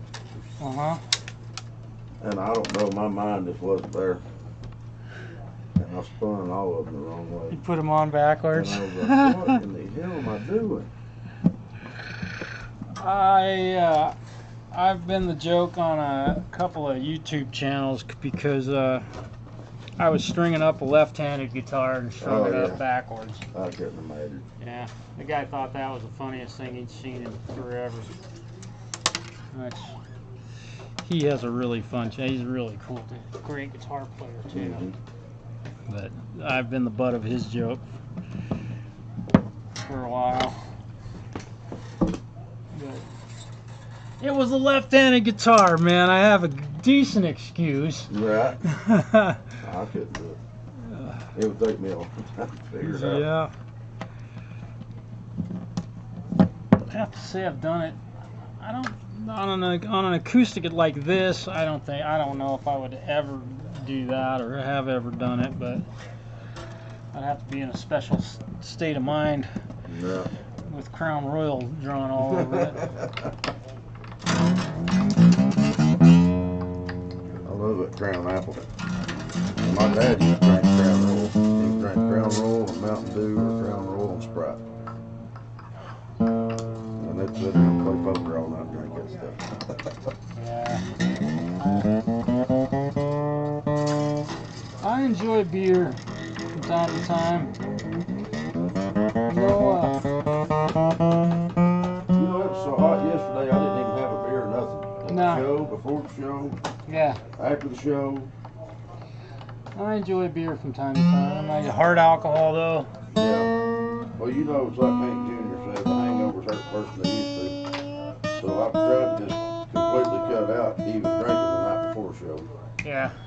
Because I feel so bad. Yeah, I just can't handle it. And being a diabetic also, that stuff's real dangerous for me. Yeah. And I got nowhere for it to go, so it just all lands in my brain and I become a complete idiot. You know, I'll have a hard drink every now and then. But my thing is Evan Williams, 100 proof white label. Used to be Jim Beam. Me and Jim Beam just didn't get along anymore. Yeah.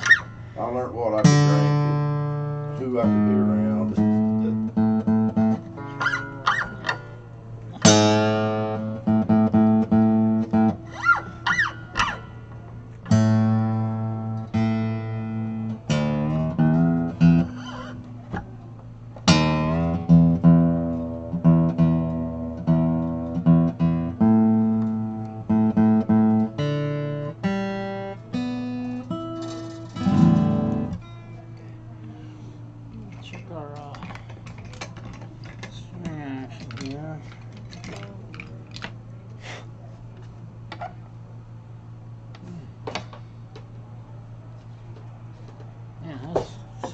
String height is just perfect, so I'm gonna check the neck relief now. Might have a bit more since we put a new set of strings on here. That's right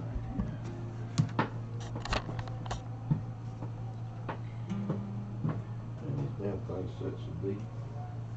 Yeah. I'm going to adjust the truss rod on this thing a little bit because a little bit heavier strings bend in the neck a little bit further. Mm-hmm.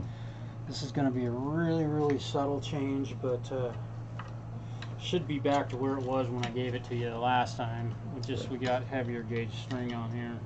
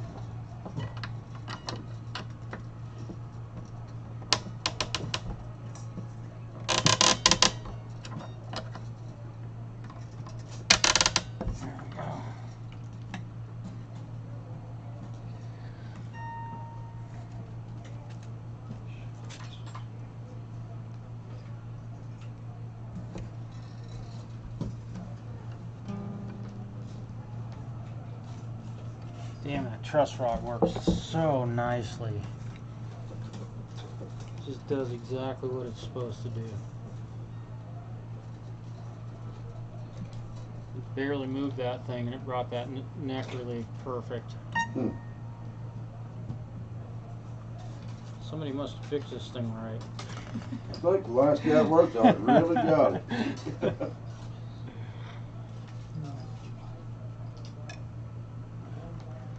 Alright. 0 fret buzz.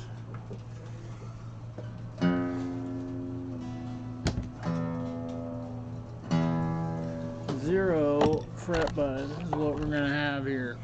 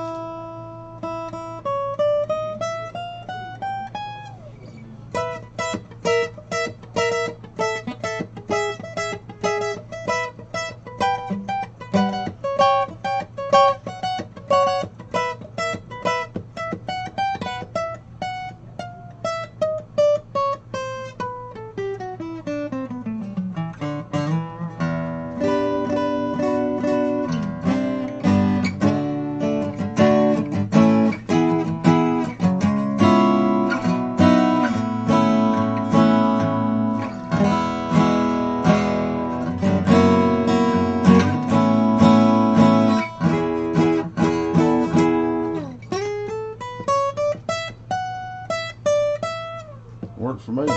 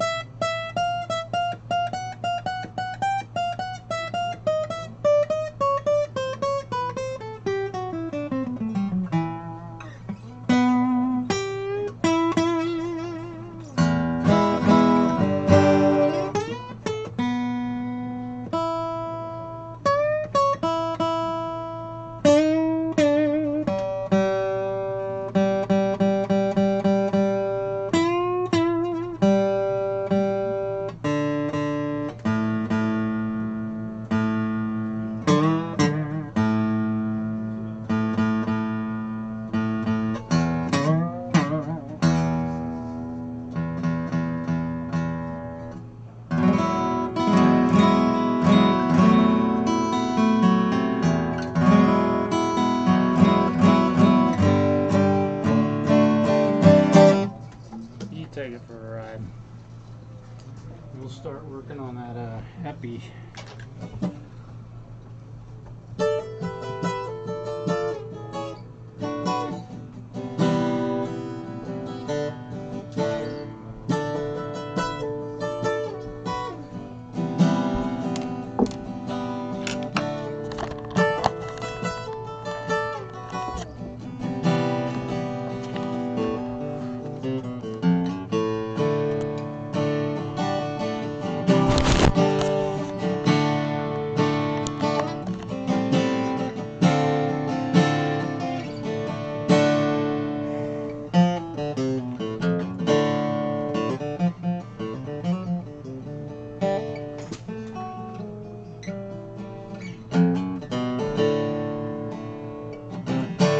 Perfect. That thing working? Oh yeah. There's not a lot different other than the strings are a heavier gauge and the rest of it should be working the way it's supposed to. Buzz.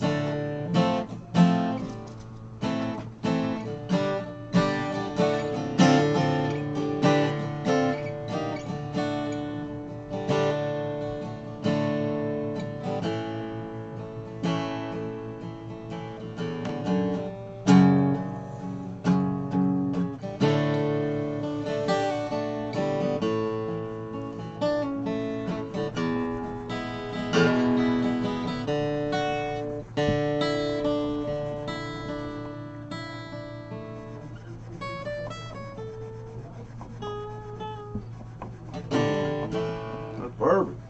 Working good for you? Oh yeah. Anything feel weird or No. like drastically different? Smooth.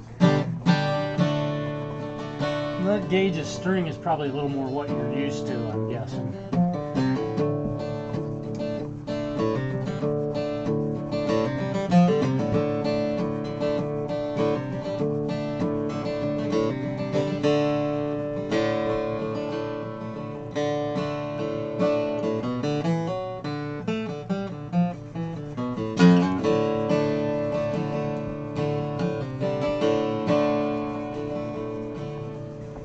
And plays great, looks great.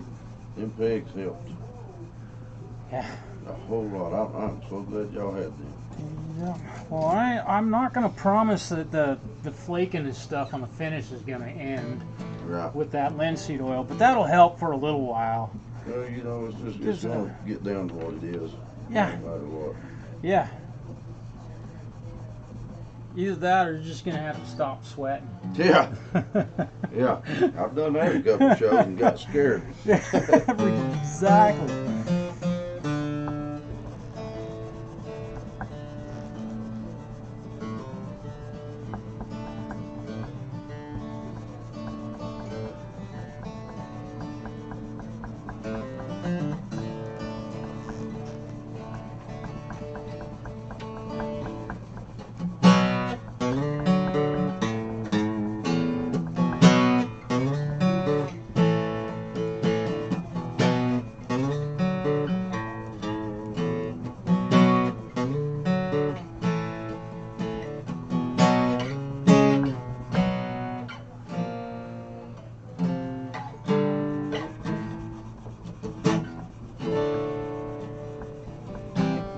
Every time I grab a guitar up, I always hit the D chord. I don't know why. It's just something I've always done. Yeah. Yeah. Boy, this one's on the verge of needing a fret level through the whole thing. These first 3 frets are really worn. Obviously I'm not gonna do it right now. Right. I'd bring that one back. It's something you might want to think about doing when you got time.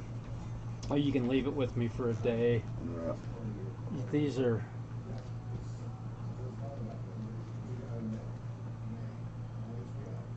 pretty serious. They look 1,000 times worse than they really are. Yeah.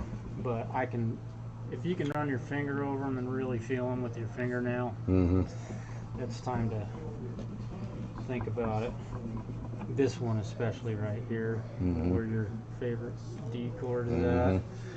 Yep. Which that's where they all get worn. That spot right there. Every guitar I've ever worked on pretty much has that fret worn down a little bit. Alright.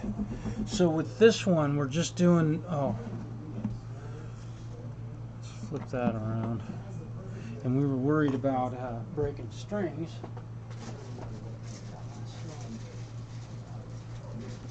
Let's see how this new saddle, it's not wide enough. Alright. This is bone though, that's good.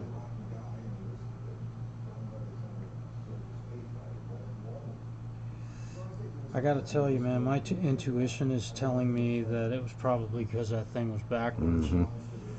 Probably because that's when it started real bad. Yeah. It's got the classic Epiphone. We can't do everything like everybody else. We'll make it. This will fit in like 90% of the guitars ever made. Yep. Yeah. Okay.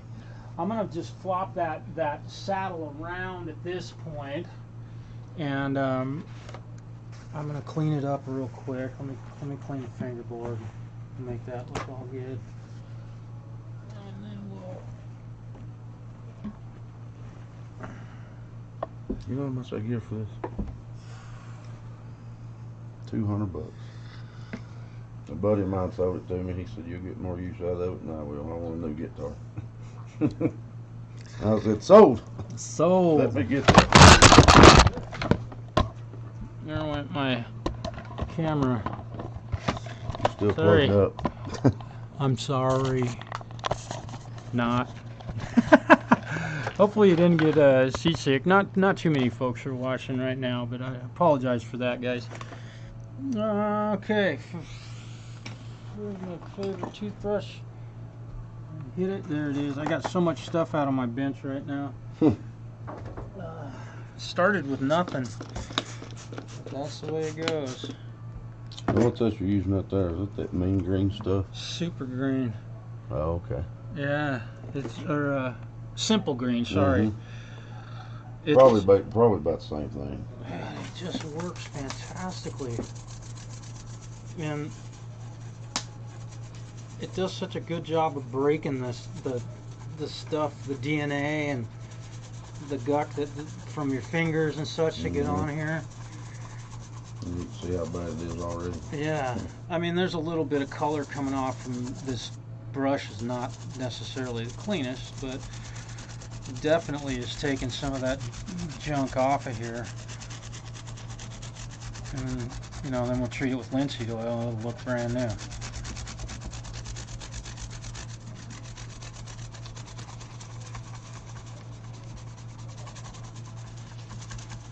And I've used other methods to clean them, but this works so good. Mm-hmm. I think I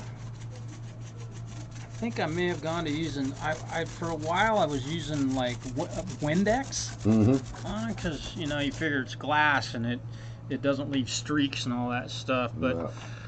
I don't think the I've cleaned that one with Windex. Windex, yeah. This stuff, it doesn't have the drying properties of ammonia. Mm-hmm. I honestly don't think that there's necessarily. I don't feel like there's anything wrong with using a product like Windex on a guitar. No. I haven't done any research to say yes, it does cause a problem, or no, it doesn't. Mm-hmm. But That looks brand new already. oh yeah, oh yeah. Yeah, I love these dove inlays on this thing. That's beautiful. These things are hard to clean though, because there's all these little sharp, jagged edges. Mm-hmm. It's like, and then it catches your rag and leaves stuff on it. yeah, oh yeah. And you got little clunks of pieces of fabric and stuff on it. Oh yeah, this thing's gonna come out shining. Look at that. You don't mind if I clean it, do you? No, no. Okay. Some guys are fucking clean my guitar, you asshole. Yeah, see that one, and it's always from my arm. They always have the streaks right down that. Yep. Both of them. And Yep. that's what's eating away at that one. Yeah. Well, you know, those rags, those blue rags, I get mine at the Dollar Tree, the dollar store, the $1.25 store it should be now, Mm-hmm. Yeah. to be precise. But that's what I used them, and they just work fantastic. They're so cheap. So that's my story, and I'm sticking to it.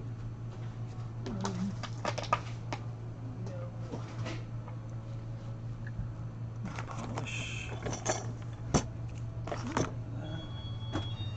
That stuff right there's been around a long time. Isn't it? This? Mhm. Oh yeah, it's fantastic stuff. I remember when I first started playing, they had it. Yeah, it works great.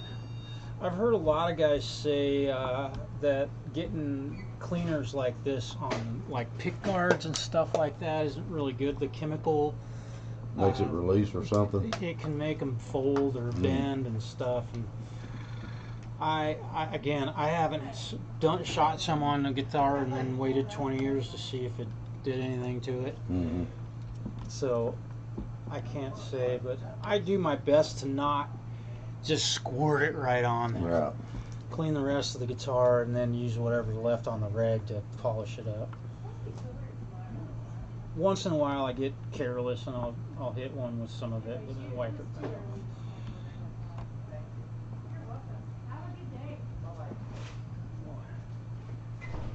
Yeah. I can tell this thing's been in some smoky bars. This one has, yeah. Yep. There's a little bit of nicotine on it. I can tell. A buddy of mine had one of David Allen Coe's guitars from like the 70s. Yeah, yeah. And it was, I want to say it was a white Les Paul. But by the time he got it, it was a yellow Les Paul. Oh, yeah. Oh, yeah. Yeah, I like to have, you know, with that flat look, I like to have a guitar with a flat look, and then that one having a shiny look. Works out good. Yeah. Yeah, and you give the audience a chance to, you know, you produce a show, and putting a different guitar on is producing a show. It is, yeah. And you wouldn't believe it. Yeah. I grab that guitar and people go, wow. Yeah. Yeah. I get more compliments on this guitar than anything I've got. Yeah.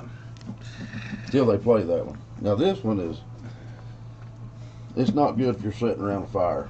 You know, it just don't have that boom that a Guild has, yeah. Yeah.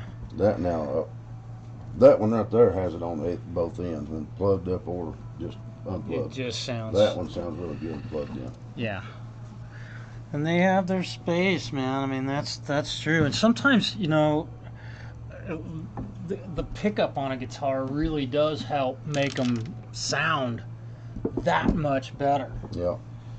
Uh, And I'll tell you what, the hottest pickup I ever had, and I can't even remember what pickup, I don't even know what it was, but I had a, oh shit, what was it? A Washburn. I had a Washburn, and that pickup was the hottest pickup I've ever heard in a guitar. yeah. I sell K&K pickups, Mm-hmm.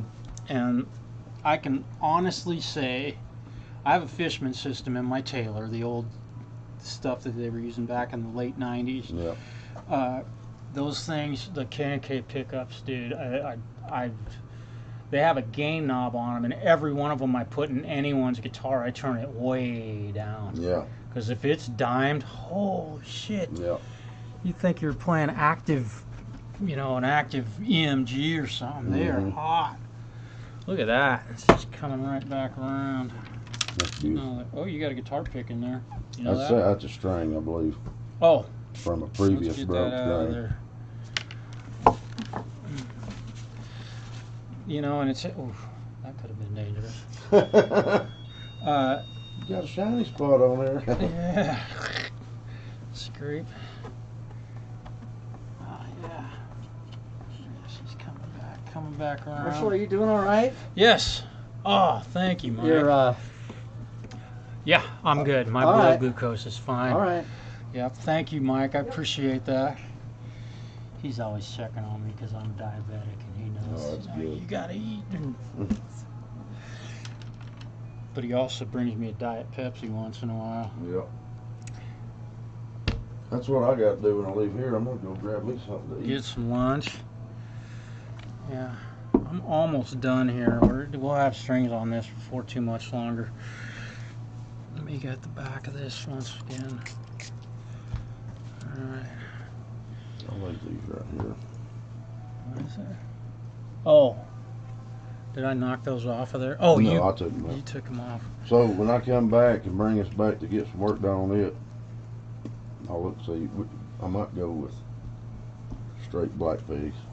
Oh yeah. I might go straight black on it instead of. I kind of like the way that red, white, or black and white looks. It's actually kind of cool. Yeah. I don't know, you know, visually how visible it is from Well, stage. and another thing, these things set so far down into that, so they're really hard to get out. Yeah. You can tell I've dug at them. Yeah. Oh yeah. I know, and that's something that you know, if we put new pegs in here, it probably could save you having to deal with it again. Where are you? There you are.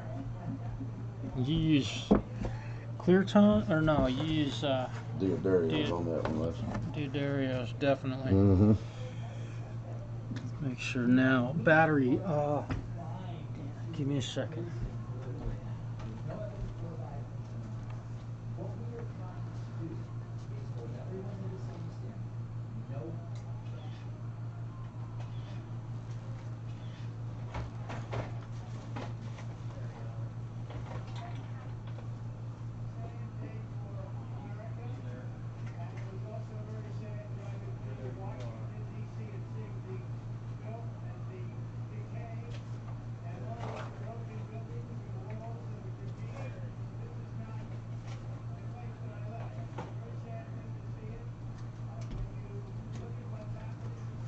Oh yeah.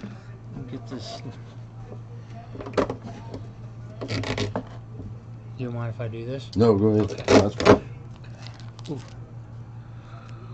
Damn it. I got part of the label, damn it. That duct tape's all over that Yeah, label. that's fine. I'll do my best to. Like I said, I keep a feedback buster in it. most of the Okay, time. it needs one of those. Damn bummer. Well.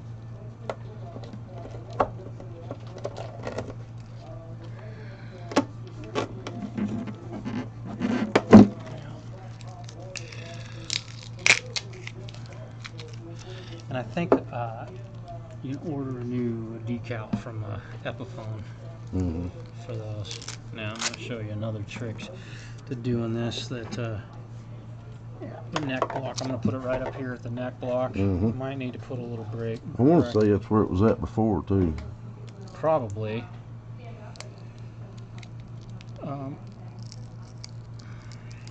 These things. This is the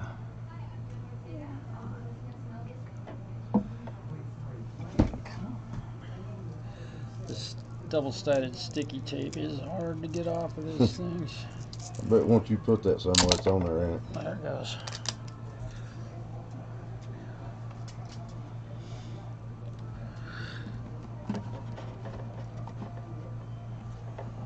You know, I don't get it either. I don't have to change batteries in either one of these guitars because I've been swapping them off so much. Yeah, that's great. I don't ever have battery issues. Ever. Yeah. You always keep a spare in your cases, I would assume. Yeah, I keep always. a spare for my snort. I keep a spare battery for these. Here's the other thing I do. And there's a little trick for anybody who might be interested. If you're putting a battery pack that uses what is this shit called? Velcro. Velcro.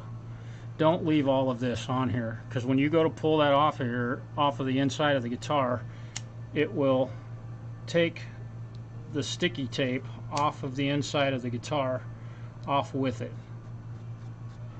Heat it up and just give yourself a little space in the middle of the peach fuzz, so that the only thing that's grabbing is right here in the middle. And yes, it will stay in the guitar, because this stuff sticks like nobody's business. So now we've got that. Now when you go to pull the battery out, it comes out easy, and it stays put. Now what I'm going to do is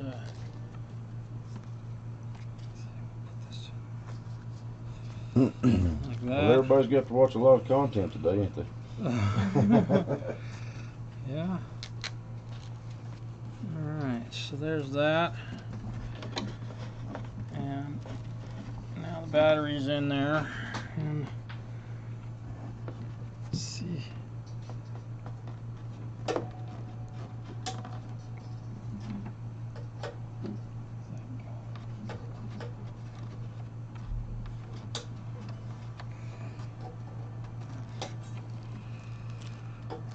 Put a hanger in here.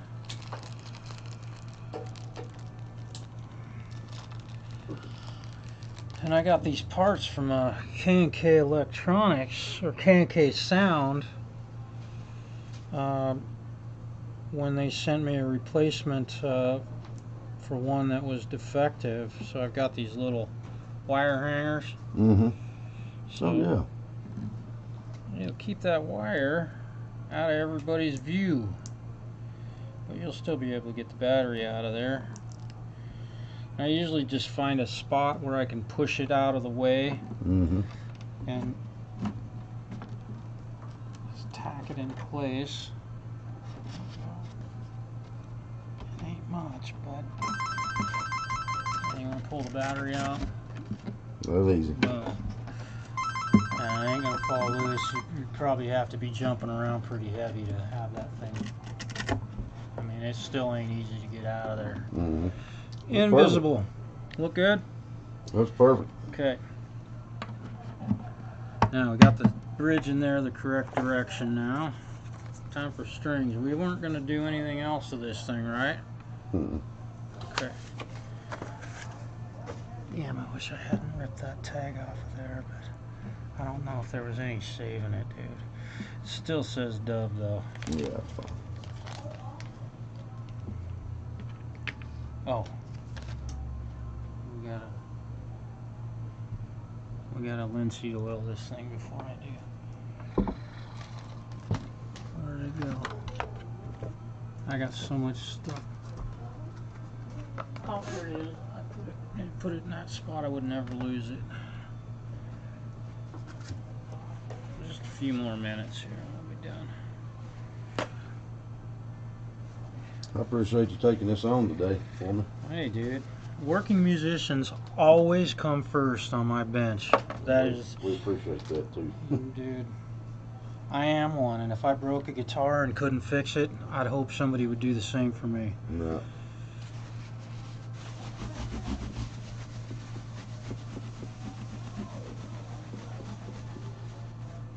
Although I don't trust anybody putting strings on my guitars. I'm sure. I think I've watched you today. I finally found the right way to do it.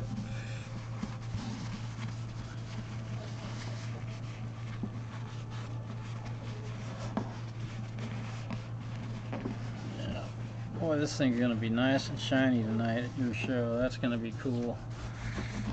I hope I can make it over there. I tell everybody when I polish my guitar, I say I may sound like shit, but my guitars look good. Yeah, there you go.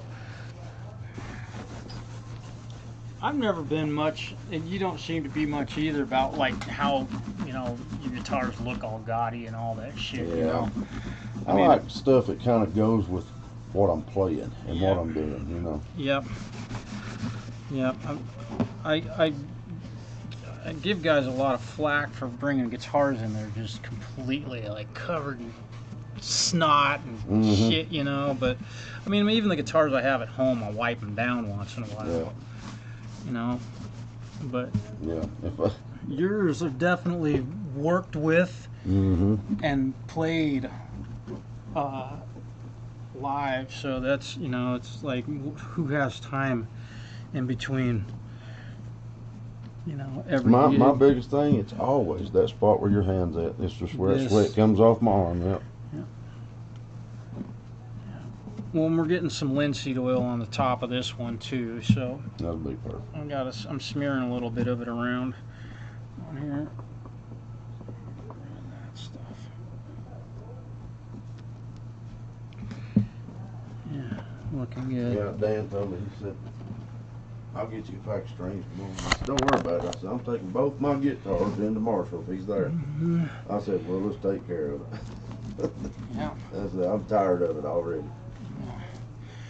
Well, we'll check, once I get strings on this, we'll check the neck relief on this one and just see how that's looking, and just, you know, make them as close to one another as I can, so that when you grab one guitar, it doesn't feel like a totally different Right. thing.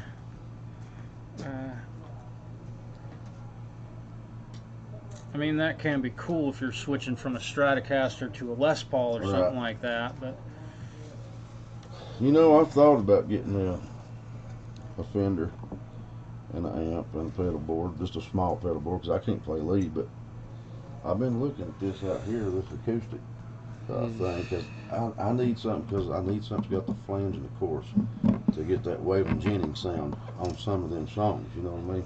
the old beautiful flanger he always used. Oh. That's iconic. Yeah, when I was playing those songs with Jacob Stevens, we did Lukenbach, Texas.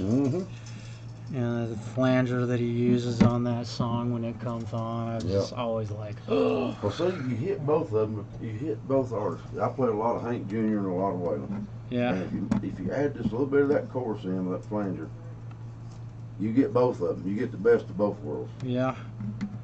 Because Hank played with a lot of chorus. Wasn't Lukenbach that was, forgive me for not knowing the answer to this question, I should know, but I thought that was Waylon. Lukenbach, Texas is Waylon. Yeah. Yep. Yeah. Alright.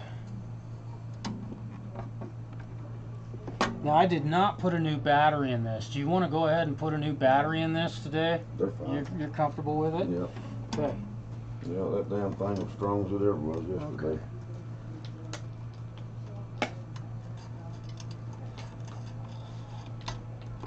All the stuff I was trying to think of, make sure I didn't, you know, I would hate to get to the gig and the battery be dead. I'd be like, ah. Although if it does go dead, it's easy to change now. Super easy. You don't even have to unduct tape.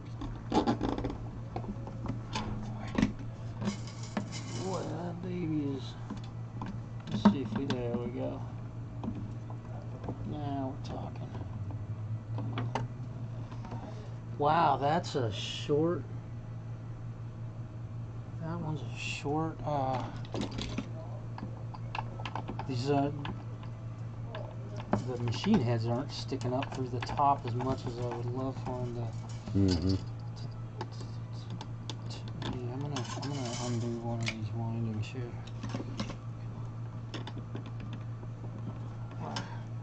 I thought that about them too. Yeah, you can't get two wraps around it real comfortably. And this is exactly why I never cut the strings off until I'm done working on a guitar. Because you end up having to pull them off.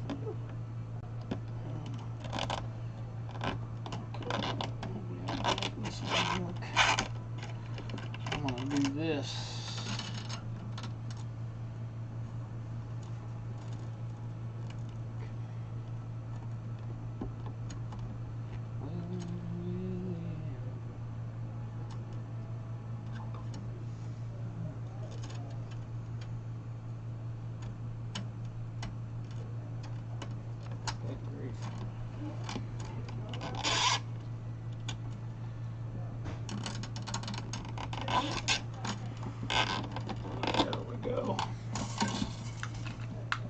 Now it's going to be sit nicely. There we go.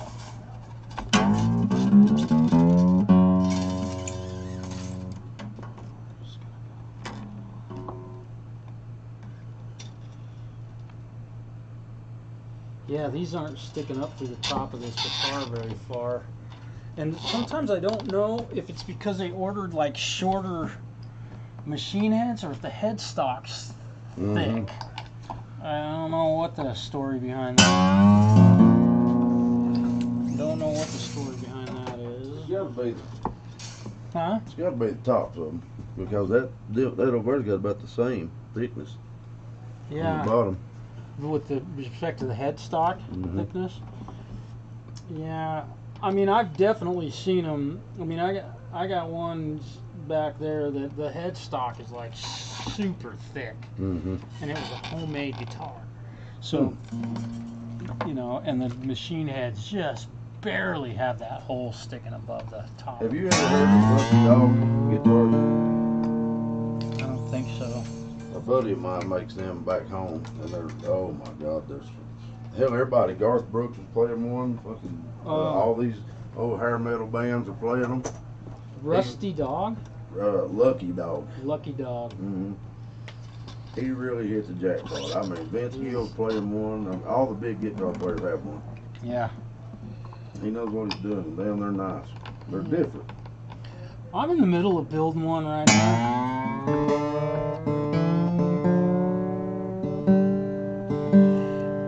But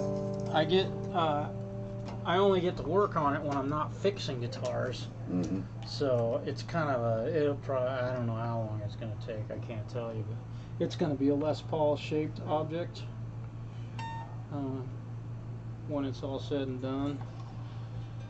I just got started coloring the body, and then I got buried in work. So, but man, it's amazing when I get done building one. Man, they just fly out of here. Somebody always comes in and grabs it. Damn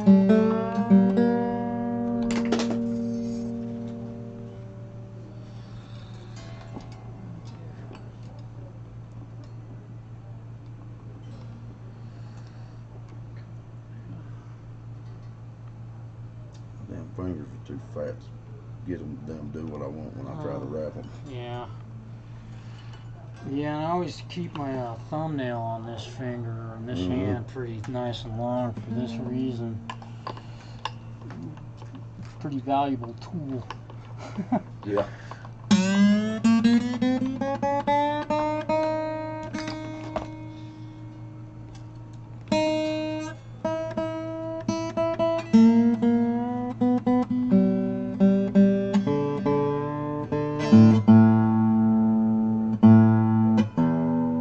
That was pretty damn close to begin. My ear still works. You know, whenever I tune by ear, as long as I've been playing standard, whenever I tune by ear, I can tune it naturally, whole step down. Yeah. That's where I go to. Yeah. At about, there's been some research done, and what I've heard is that at about the age of 40, men, there's like a half step shift. Well, that's about right. Relative pitch. I'm 41 and it just started. Yep. I put strings on guitars so often that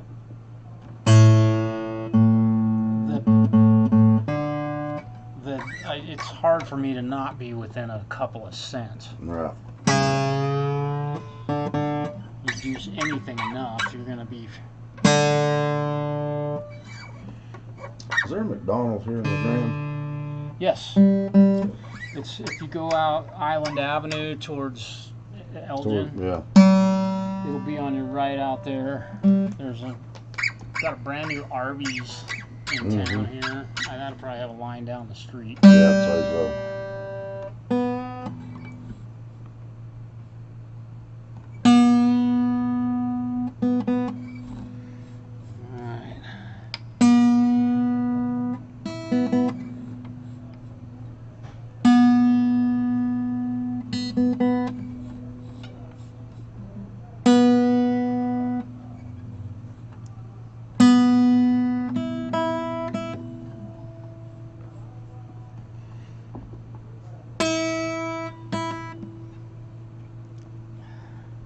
You gonna have a chance to sit down and play these a little bit before the gig tonight? Oh yeah.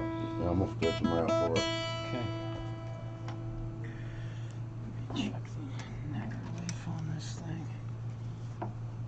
Let's see. Put this over here. All right.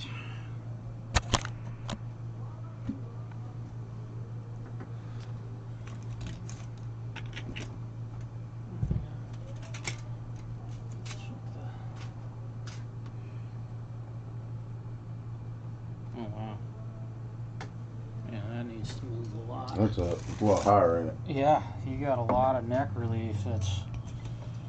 You might really love this little. It's quite a ways off. It's just really got a deep bow. So out here, you're having to work a lot harder than you. Yeah, hell, you can see it from right here.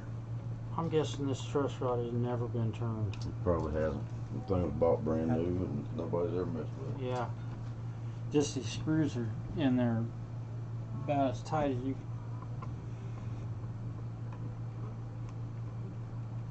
I mean, for you to play tonight, this isn't going to be a big deal, but this is something I got to do for you. What time is it? Is it? 3:02. It's 3 o'clock. Okay. Well, that's not bad. Done pretty good on all this stuff I've been doing on these things. 4 mil. Where are you at? There you are. So. Oh yeah. The truss rod was actually loose in here. Oh really? It had no tension on it at all.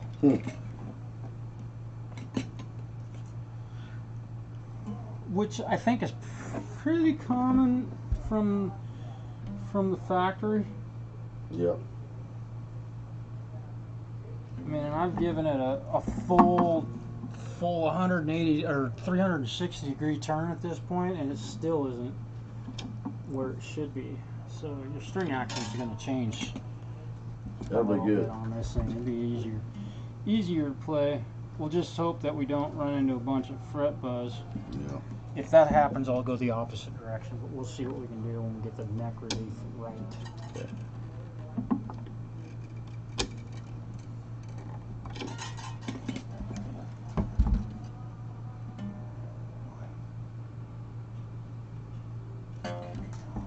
Too far.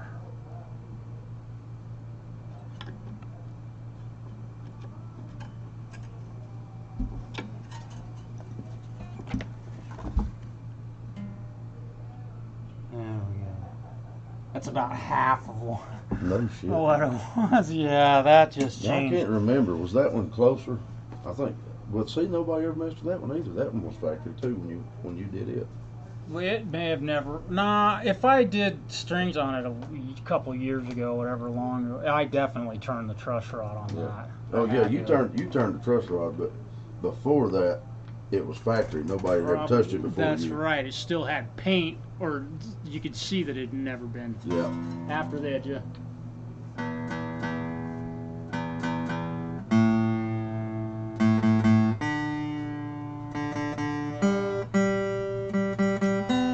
Hello. About there, no. I'm at the music shop. I don't play the 5. Oh, I thought yesterday before I left, I asked you. I said, "Do I play at 5?" Because you sent me 5 to 6:30. You got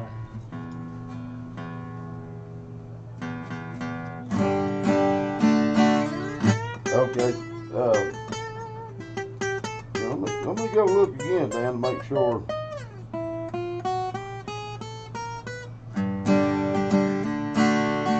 Hang on just a second.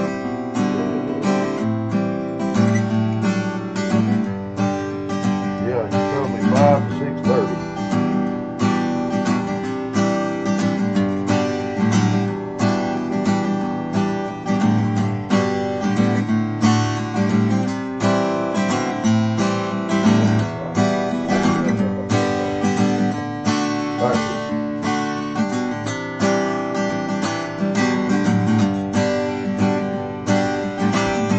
Text message told me I was playing from 5 to 6:30 today. Now he called me and said, "No, you're 3 to 5." And I got it on my text message.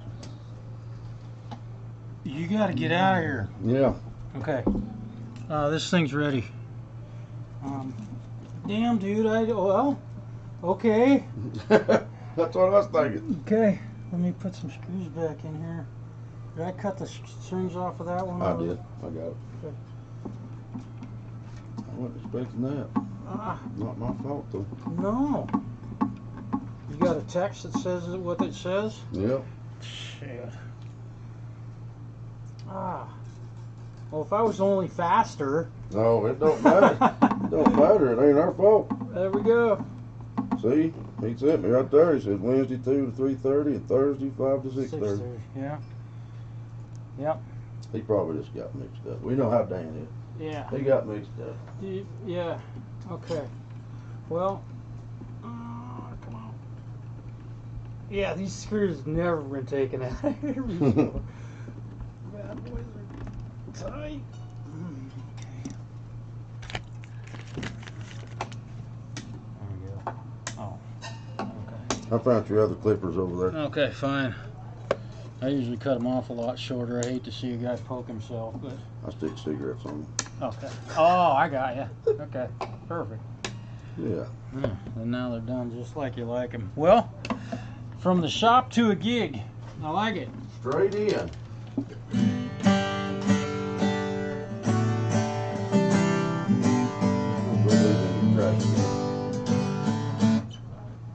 think it sounds pretty dang good. I like it. It's not bad for $200 especially. $200 guitar, yeah. Not bad. All right, what's the damage on? Let's see. We got 2 hours. Okay. Sort of 3 hours. How about 180? Will that work? Works. Perfect. Yeah.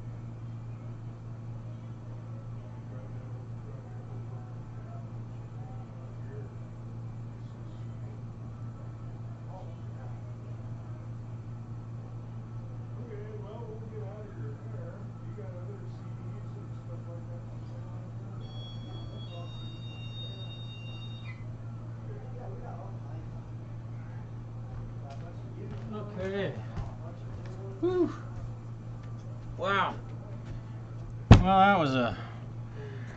that was an interesting turn of events. Oh, whereby let's say it's blocked. Let's see. Yeah.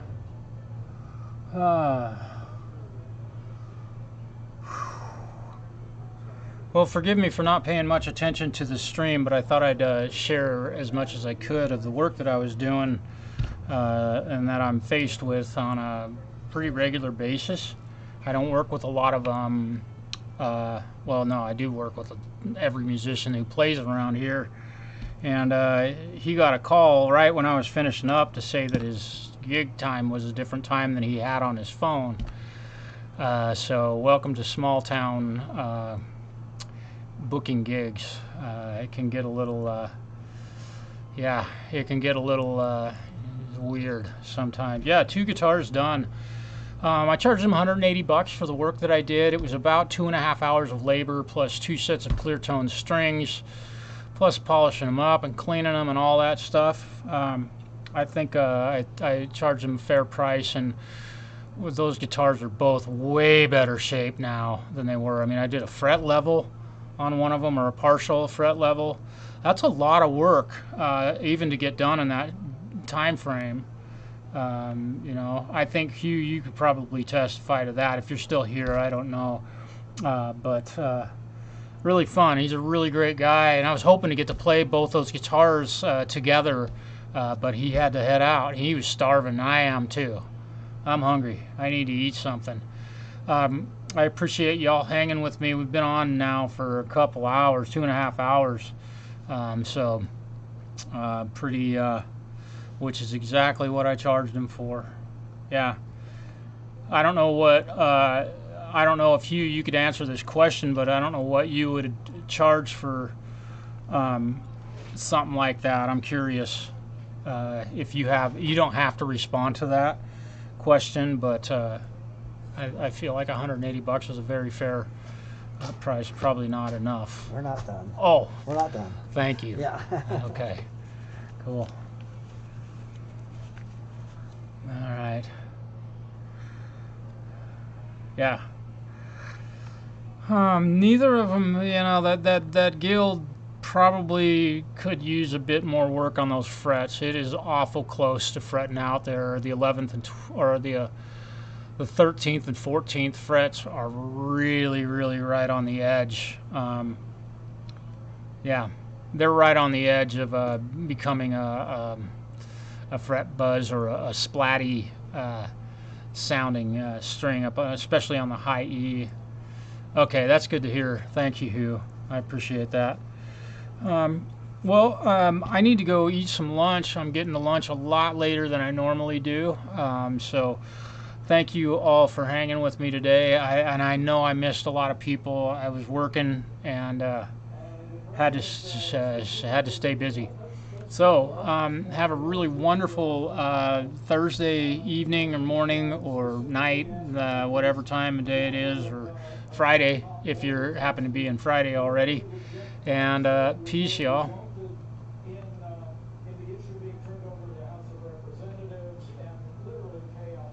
Yeah. Thanks, you.